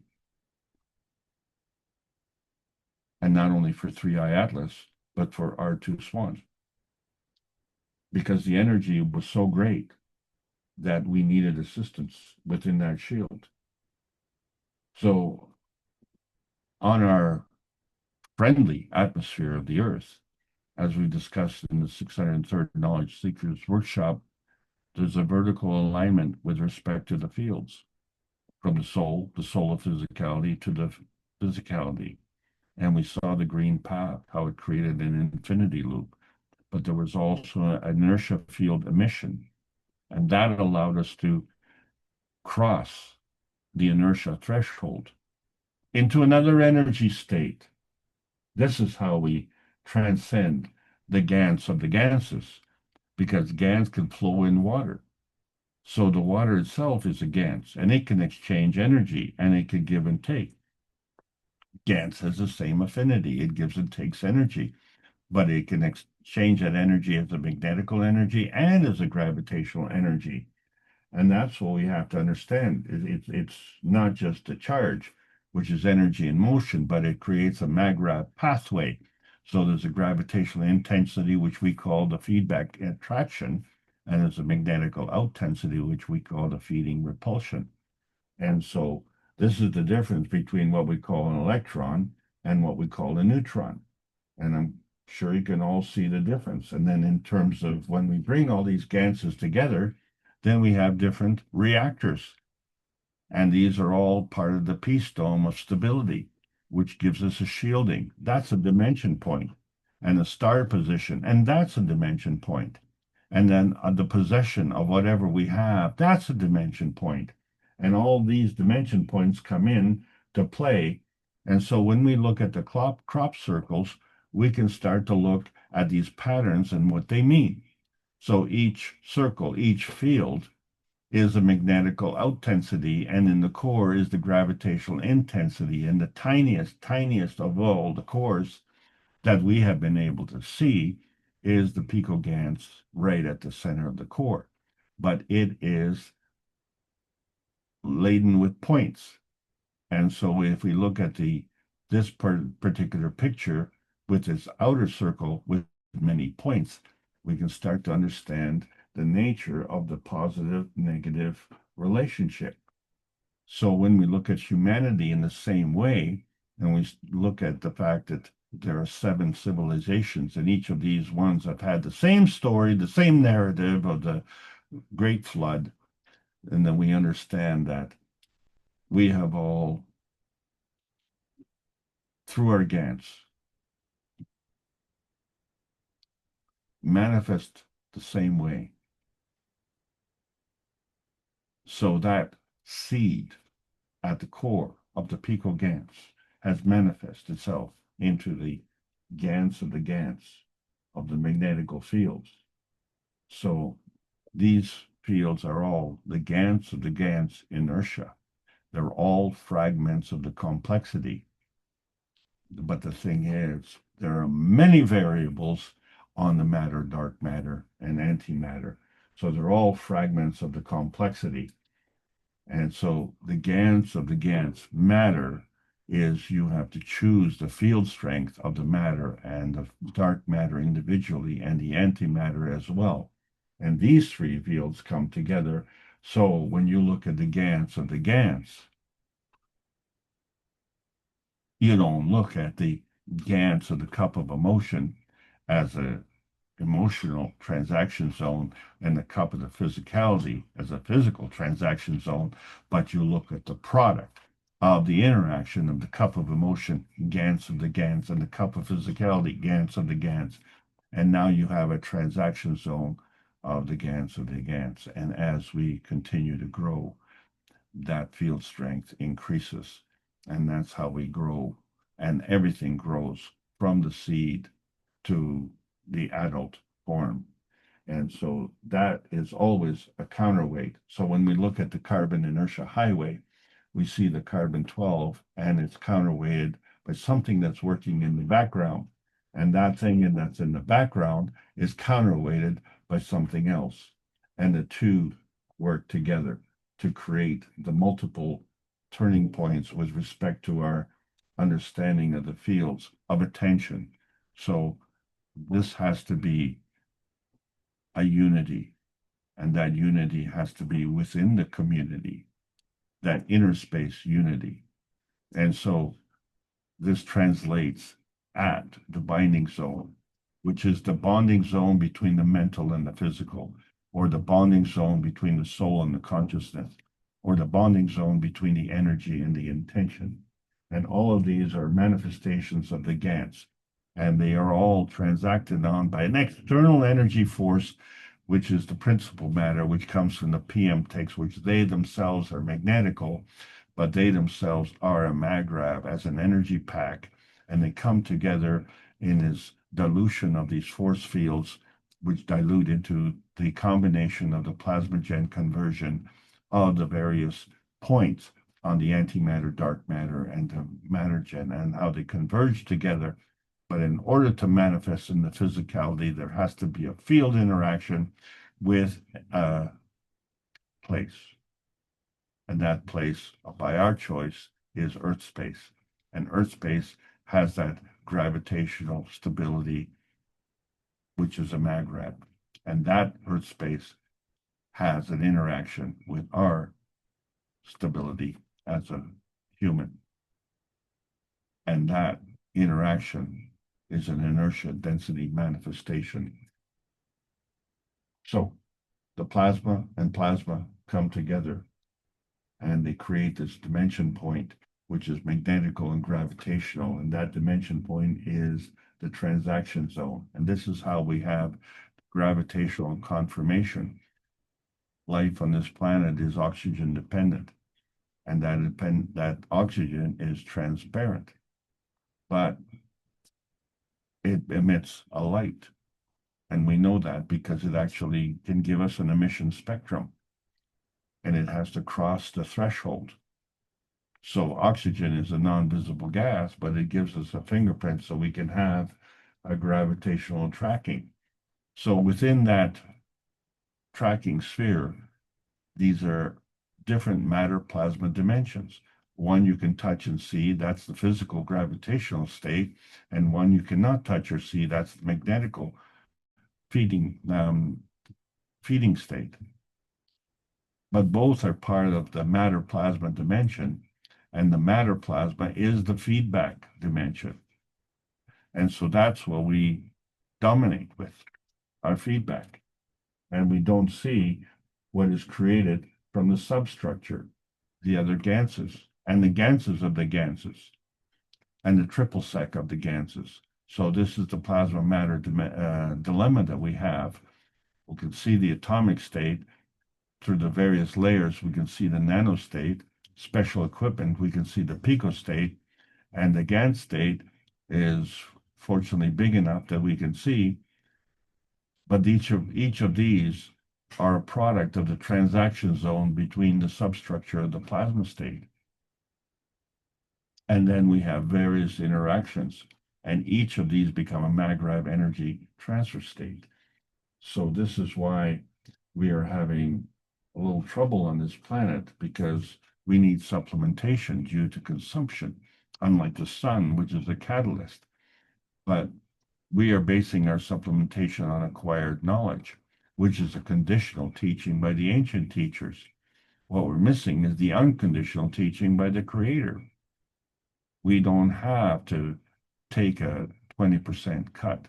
We're now with a new awareness where we can have a historical threshold between the cosmic feeding and the loosh harvesting, right? That's the threshold we have to cross, because humanity's cross as a burden is not understanding the relationship between the soul and the soul of physicality, and the vertical transition, or the soul of physicality and physicality, which is the horizontal transmission. We are crossing that threshold of understanding.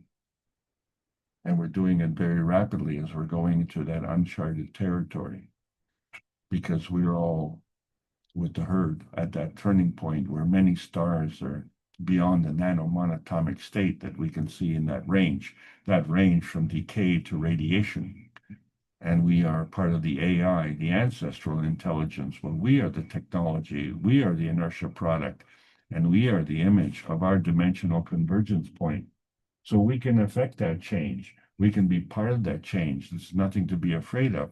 It's just to understand energy portability, where the energy state transition in elevation is going from physical matter state to energy state.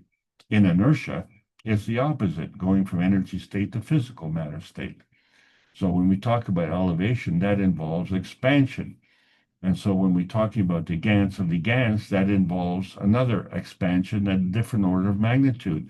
And then we talk about the GANs of the GANs of the GANs, that's a triple sec, 1,000 orders of magnitude, or 3 orders of magnitude, 1,000 times the field strength. So when we look at the dynamic soul initiator, it all depends on what field strength you're operating on. So the soul of the Creator obviously is bigger than the soul of the Earth. And the soul of the family of humanity, which is on Earth, is a representation of the soul of the man. But the soul of the man has the soul of the body, and then we have the soul of the cells. And no translation is needed. There's a direct communication, and this is all part of the tuning into the cosmic rays, which is actually feeding us the soul food that we need. All we need to do is to plug into the Creator so that we can turn on to that energy and drop out of our resistance, so that we can receive that key inertia point that is the energy that we need. So we have to provide that pattern so that we can get that energy. And so for seeking this greater oneness, 617 weeks in a row, the Knowledge Seekers workshops have been suddenly transcending the limitations of nuclear science and understanding the expansion of the plasma science and how it affects us. Because now we are in the practical application of being able to turn the diamonds of nanotech to gold, which is of the plasma tech. And we are beyond the May 10th, 2025 to display to the public the Gans affinity of truth. So we are looking for practical technology release, because it's hard to sleep when our beds are burning. It seems like we need a scientific rescue and a financial rescue and a political rescue. It's all part of the preservation. And here we are as consumers, not understanding the creation. So we need a creation rescue, because there's a physical affinity that we have to understand. This Gans ball, which is emotionally charged, is part of the twinity of the picotech. And that comes to the confrontation with the anomaly to understand the difference between the CO2 gas, which is life-giving, and the CO2 gas, which is suffocating. It's suffocating to our breathing, but it is the food of life for the vertical people. So through the One Nation Network, we're opening the blinds, One Nation Network at a time. And that time is now. We have activated that whole principle because our mission is to bring peace on earth and joy in humanity with the universal community. We want to bring man as equal to all the beings in the universe by teaching the plasma science and technology equal to everyone, that no one is left out, no one is abused due to the lack of knowledge. So help us achieve this goal. It's just a very simple thing to do. This is the Keshe Foundation, Spaceship Institute, Teachings on Plasma Science. So we're welcoming all the beautiful knowledge seekers of the carbon nations learning about the new selection process of the new organic plasma science. There's a World Peace Treaty. Choose it, sign it unconditionally, and mean it sincerely. It's hard to fake sincerity, isn't it? The point of the true GANZ-TEC is to cross the polyatomic boundaries. The wars on Earth space do not translate across the peace dome. So is that inertia of the present governed by the dimensions of history? Well, it's time to learn the history of self in a universal context, because the GANZ is a peaceful superconductor of true intentions. The GANZ has a split personality, depending on the field strength of matter, plasma, and universal states. So the plasma science needs to continue to be delivered daily via the Peace Dome in a practical exchange for peace on Earth. So welcoming all to the new golden outer space age. Not only is this the end of the lesson, but it is also the end of the intermediate GANZ-TEC series. So I hope you enjoyed the ride. Thank you so much for participating. Okay, Alex, thank you very much for presenting your understanding of this knowledge. And I'm sure you're going to sell a magic box next, right? So that we can understand this. Very good, very good. Let's see if our participants have any questions for you or something they'd like clarified. I didn't realize we had loosh leaking as well as loosh harvesting. Is all of that loosh leaking kind of negative, or is it? Is there any positive aspects of loosh leaking, like elevation of another person? Would that be loosh leaking, or is all looshes taken by theft or something? That was what I was thinking. Well, life is hard enough, you know. There are lots who are in the business of stealing. They like your honey and they want to steal it. So it's hard enough. You don't have to facilitate or enhance that by being a leaker. So it's like a boat. It's hard enough to navigate a boat through rough waters. You don't have to make it harder by puncturing a hole in the hull. Yeah, loosh leaking is a common problem, and it emanates from a depression. And one of those things that is enhancing depression right now is this increased awareness, because as we become aware of the reality that, you know, we're all hamsters in a cage and some have bigger cages than others, we still realize that we're within a cage. And it doesn't matter how much money you have, you know, it's a depressing notion to know that you're not a free man. And so if you don't have a solution, then you're focusing on the problem. And a problem needs a solution. And a problem gets solved by that solution. So what we're doing at the Keshe Foundation Spaceship Institute is focusing on the solutions. That's what this is all about. Back to you, sir. Yeah. Okay, let's see. Does anyone have a question they'd like to pose? And apparently, the AI can do quite a bit of loosh harvesting. According to Mr. Keshe had mentioned the AI a number of times, and as he said, we see a lot of ways the AI is used, and we see a lot of ways the AI is misused. And apparently he went through that example about allowing certain Israel, I think, use the AI to plan its war, but it made a lot of mistakes. So, and then he talked about the financial system. Could the AI actually sort of bend out of shape even our financial system? Again, it seems that it's programmed by us. So it probably has, I mean, humanity, and it probably has the same shortcomings as humanity does, I would think, depending again on the algorithm. But it does seem like it's, I know I even read a headline recently where the United States was thinking of turning over its nuclear strikes or capabilities to the AI to make the decision on when it should be used or how it should be used and the rest. So this could be very dangerous territory.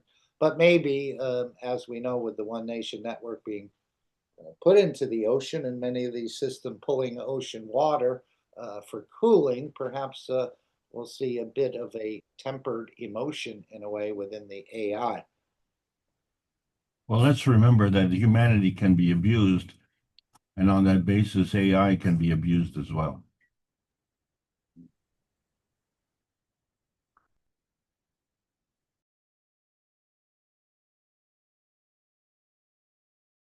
Okay, anyone else want to ask a question? And I was always, when he's mentioned this chess game and so on, I was always, and I know I've mentioned this before in this meeting, about playing sports activities or competition as a win-win. Of course, Mr. Keshe has mentioned this as well. And perhaps this chess game could even, I don't know if we'll need to do that, but imagine having, you take the board of the chess game, which is impregnated or pointed with all sorts of ganses and their interaction. Imagine if you created a soccer field in the same manner, or a basketball court, for example. Or what about a hockey rink, Alex? Could the players then, instead of getting dejected by losing, just enjoy, and the fans as well, just enjoy the beauty of the game, just observing the beauty, whether it's basketball, football, baseball. This would be, again, would we need it? It was just a concept by expanding the chessboard in a way. And Yeah, that's a very good question. British Isles, there's a lot of people that get into huge brawls in these soccer events. I'm sure the alcohol helps a bit, but you get those whiskey muscles, as they say. But perhaps creating stadiums like this, there wouldn't be any of this fighting afterwards. Both would enjoy the beauty of the game and just observing, rather than take it through the physicality and assault others because your team didn't win. Well, to those who've played soccer, they'll know what I'm talking about because you've reminded me of a personal situation. You know, as I grew older, I like to play soccer as a physical activity. I enjoyed the sport and I enjoyed the artistry that was associated with it. So, we were playing every Sunday morning, and we were getting together, and all you have to do is show up. Someone brings a soccer ball, and you just show up and you can play. So you just split the teams up and play. And every once in a while, you start to forget that you're there for the physical fitness and for the fun, the camaraderie, the social atmosphere, and you start to get a little competitive.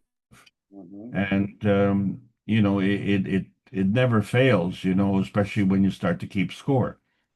And one of the reasons that I enjoyed playing in higher leagues, even though I was amateur, and I didn't like playing in the lower leagues, is because the skill set in the lower leagues was poorer, of course, and so were the shall we say, understanding of the sport.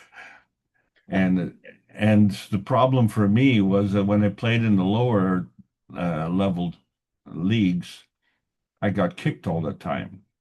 And nobody likes getting kicked. Instead of kicking the ball, you got a knee in the groin or something. You know, these guys. Yeah, because they're uncoordinated. Okay, so they can control their legs. Okay, so they would seem that, well, if I'm in a kicking motion and you end up in the way, well, it's too bad for you. But in the higher leagues, a more skillful player knows the difference between you and the ball. And so if they're going to accidentally kick with you, they do retract that or diminish the impact. And I played in a higher amateur league, not bragging or anything. I'm just saying I hardly had any injuries. And yet when I went into the lower leagues, I came out with bruises galore, and I hated it. So here we were on the Sunday morning, and this guy from this industrial league was kicking me. And he didn't know that he was kicking me. He didn't even apologize. He didn't say, "Well, I'm sorry, I didn't mean to kick you," or, I'm sorry I slipped," or, he just kicked you like a vicious mule. And, I thought, well, I teach him a lesson. And I got him in position, and I stepped on his foot. And all I needed to do was just shift my weight a little bit, and I would have broken his ankle. And I thought, this is kind of stupid. This man is amateur. He's just coming out for the same reason that I am, for just enjoying it. And just because he doesn't have the skill set, he just can't control himself. He just thinks kicking other people is just part of the game, is a normal thing. And I could have hurt him, and how would he go to work in the morning? And then how would I feel having hurt him? And it's like, what is the purpose of my coming out for my enjoyment? Would that be my successful enjoyment? I came and I broke the leg of another player in a friendly game. That's so stupid. And I just had to step back, and I released his foot, and I walked back, and I went behind the net, and I counted to 20 to calm down and just give my head a shake. I said, like, what is the purpose of what I'm doing? And the love of the game kind of faded in the background. So if I really did love the game, then I had to honor that game. And I wasn't there to injure anybody, and I wasn't there to abuse anybody. And, this instinct of fighting, like you say, fighting in the stands, this tribal warfare. And I like your comment with respect to liquid muscles. What did you call it? Whiskey muscles. Oh, whiskey muscles. Yeah. That's great. I'd like to use that in the future. But the point is that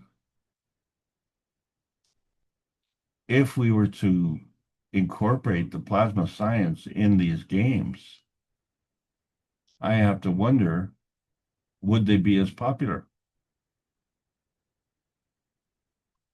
There was a visiting team that came in from Denmark, and they had thousands of people playing soccer of all levels. And they couldn't understand the attraction of being a spectator, because they didn't have spectators. Everybody was a participant. To them, the wonder of playing the game and experiencing the exhilaration of scoring a goal and just being able to demonstrate skill, it was wonderful. And you worked on your own skill set, and everybody played. There were no fans, there were no spectators. Everybody was playing somewhere. Everybody was too busy playing to be a spectator. So you wonder what would happen to the notion of spectators watching a sporting event, because let's face it, with those high price salaries, I was looking at the statistics today. the cheapest ticket at one game was $1,271. That was the cheapest ticket available. In other words, the place was sold out. So if I wanted to watch it in person, that's how much it would cost. That's Again, maybe the crowd will cheer for both sides. Again, enjoying the beauty of the plays and the way the human form can do some of these things instead of this win lose. As you say, one has to win, the other has to lose. This is the way business is done, and stocks are traded, and a whole kind of environment on this planet. But maybe we can move into this win-win situation. I know China attempted that in the BRICS, but apparently they've gotten off the track with that some way. well, they won't go too far off the track because, there are always consequences. So something is always something, So when you start to, shall we say, fall off the track, you have to come to grips with those consequences. And like I say, I looked at the consequences of what I was doing, and fortunately, I became aware of those consequences, and I pulled back. The gentleman that I was going to, physically abuse was totally unaware of my intentions, and he just that's his nature. He was just unaware. And if I were to come up and explain to him that, he would just wonder what I'm talking about, because for him, having a physical accident in the game is all part of the game.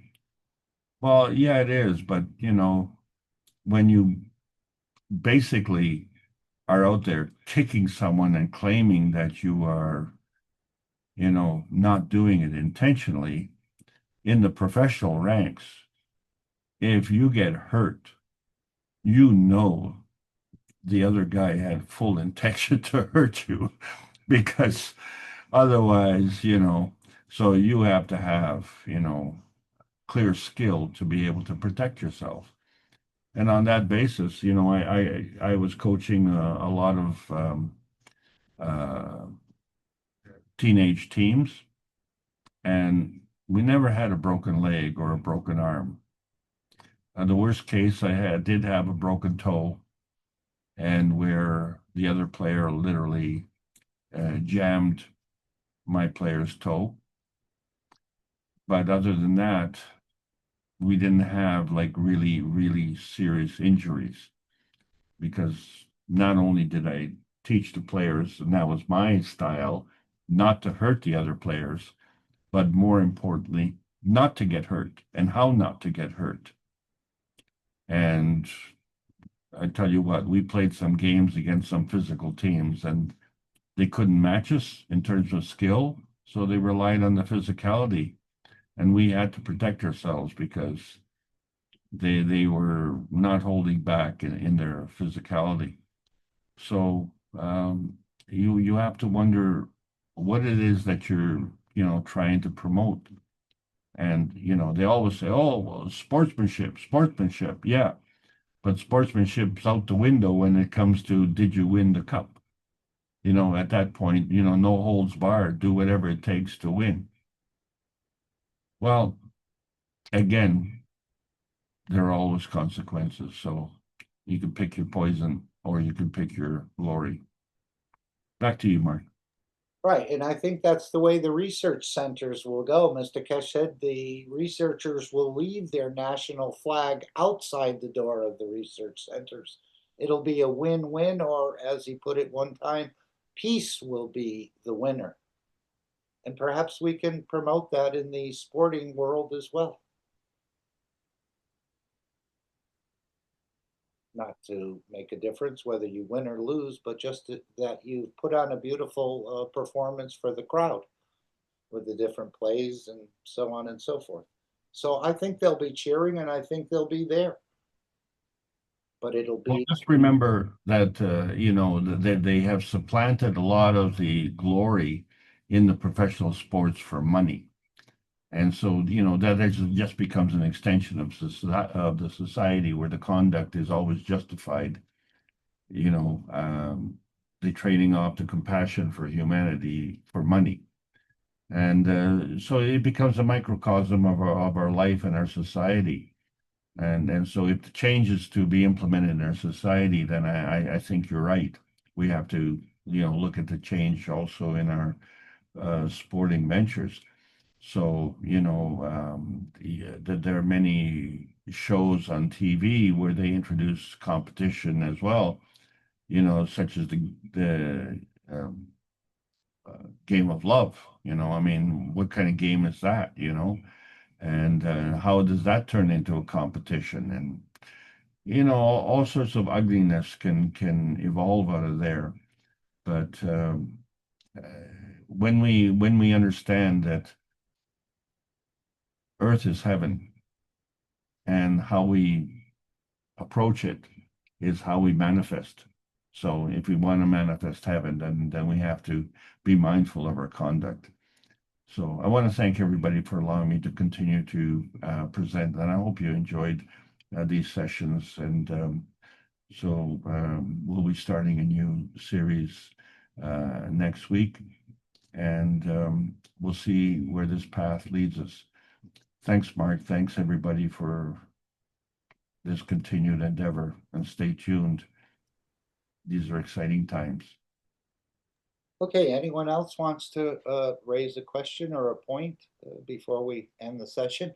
Again, I don't think we need to go 5 hours or anything like that. Once we have the One Nation network set up, I think we'll be on there quite frequently for meetings or just for interactions. This will be where the sort of plasma cafe will be located, and people can come and share with people with a similar scientific understanding, a similar ethos, and a similar language. So this will be a beautiful place to sort of park yourself on a weeknight or a weekday or a weekend or whatever you'd like to do. More and more of this, and of course, this is going to be extended to the governments, where we start to see them, as Mr. Keshe said, as we start pulsing these peace fields 24 hours a day, we'll start to see things in the news. Again, India and Pakistan, other hot spots around the planet. Suddenly we see world leaders embracing one another, and peace, and the rest of these things. So I think we'll see the results slowly at first, perhaps, but it will build up as more and more of these units go out and start to do their work. Anyone else?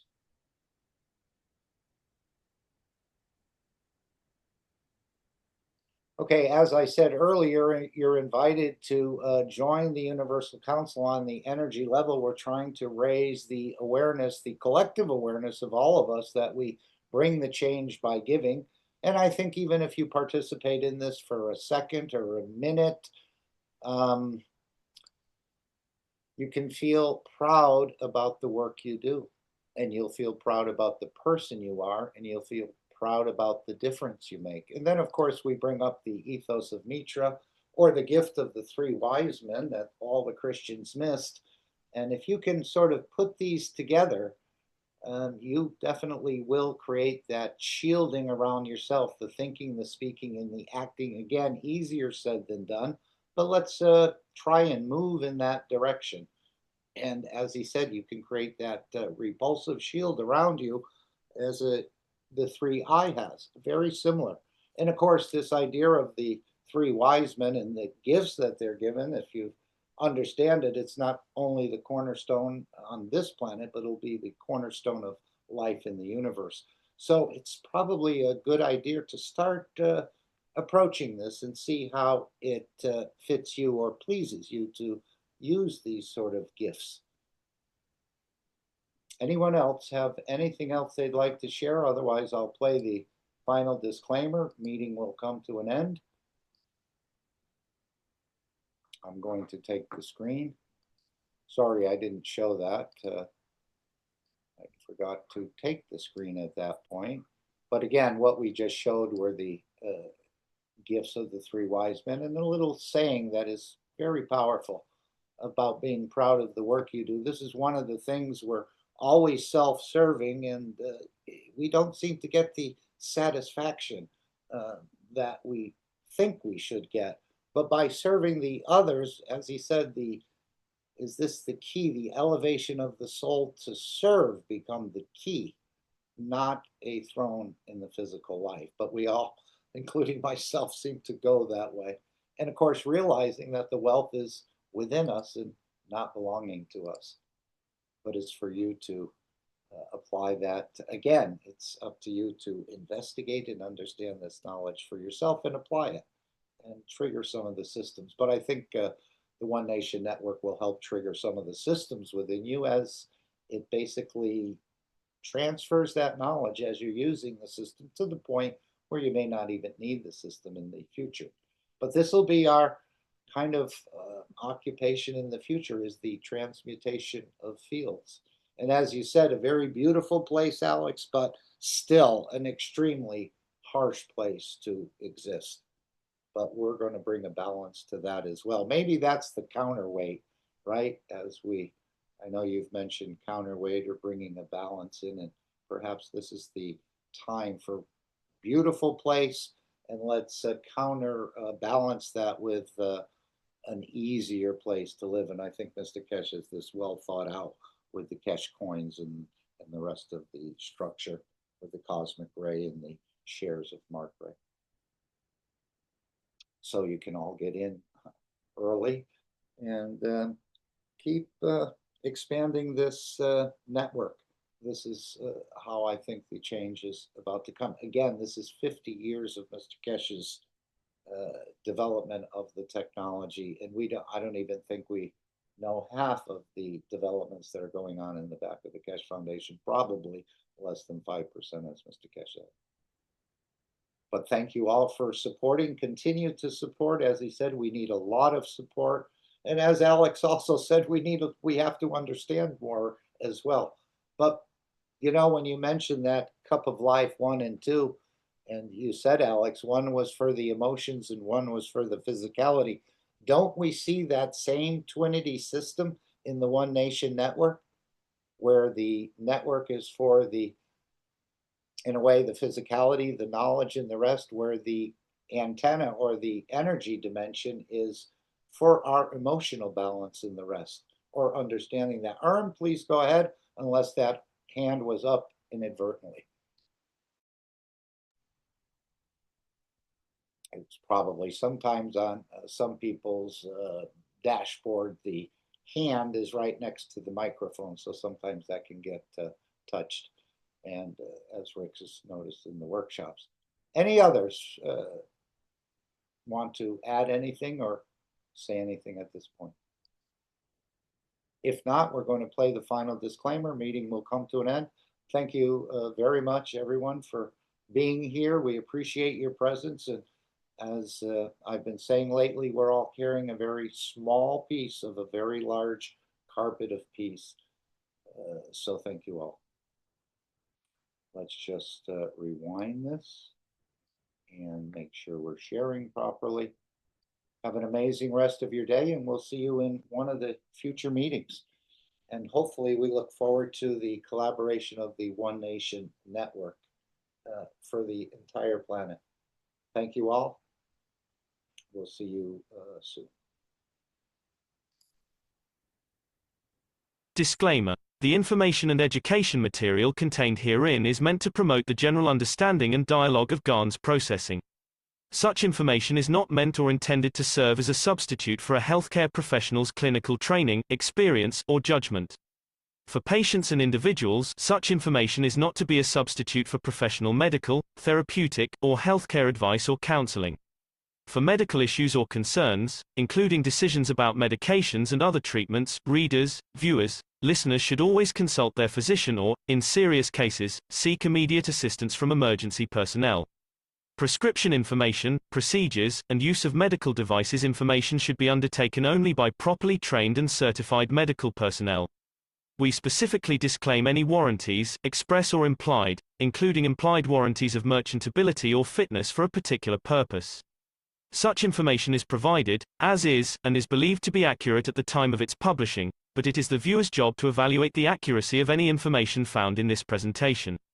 Every case presented is of their own experience, applied by themselves for themselves, and it applies to their case only. Every person experiencing health problems should seek professional medical advice and consult their course of treatment with a doctor. The processes of plasma balancing described herein are a natural process which supports the body but does not replace medical advice or therapies one is already subject to.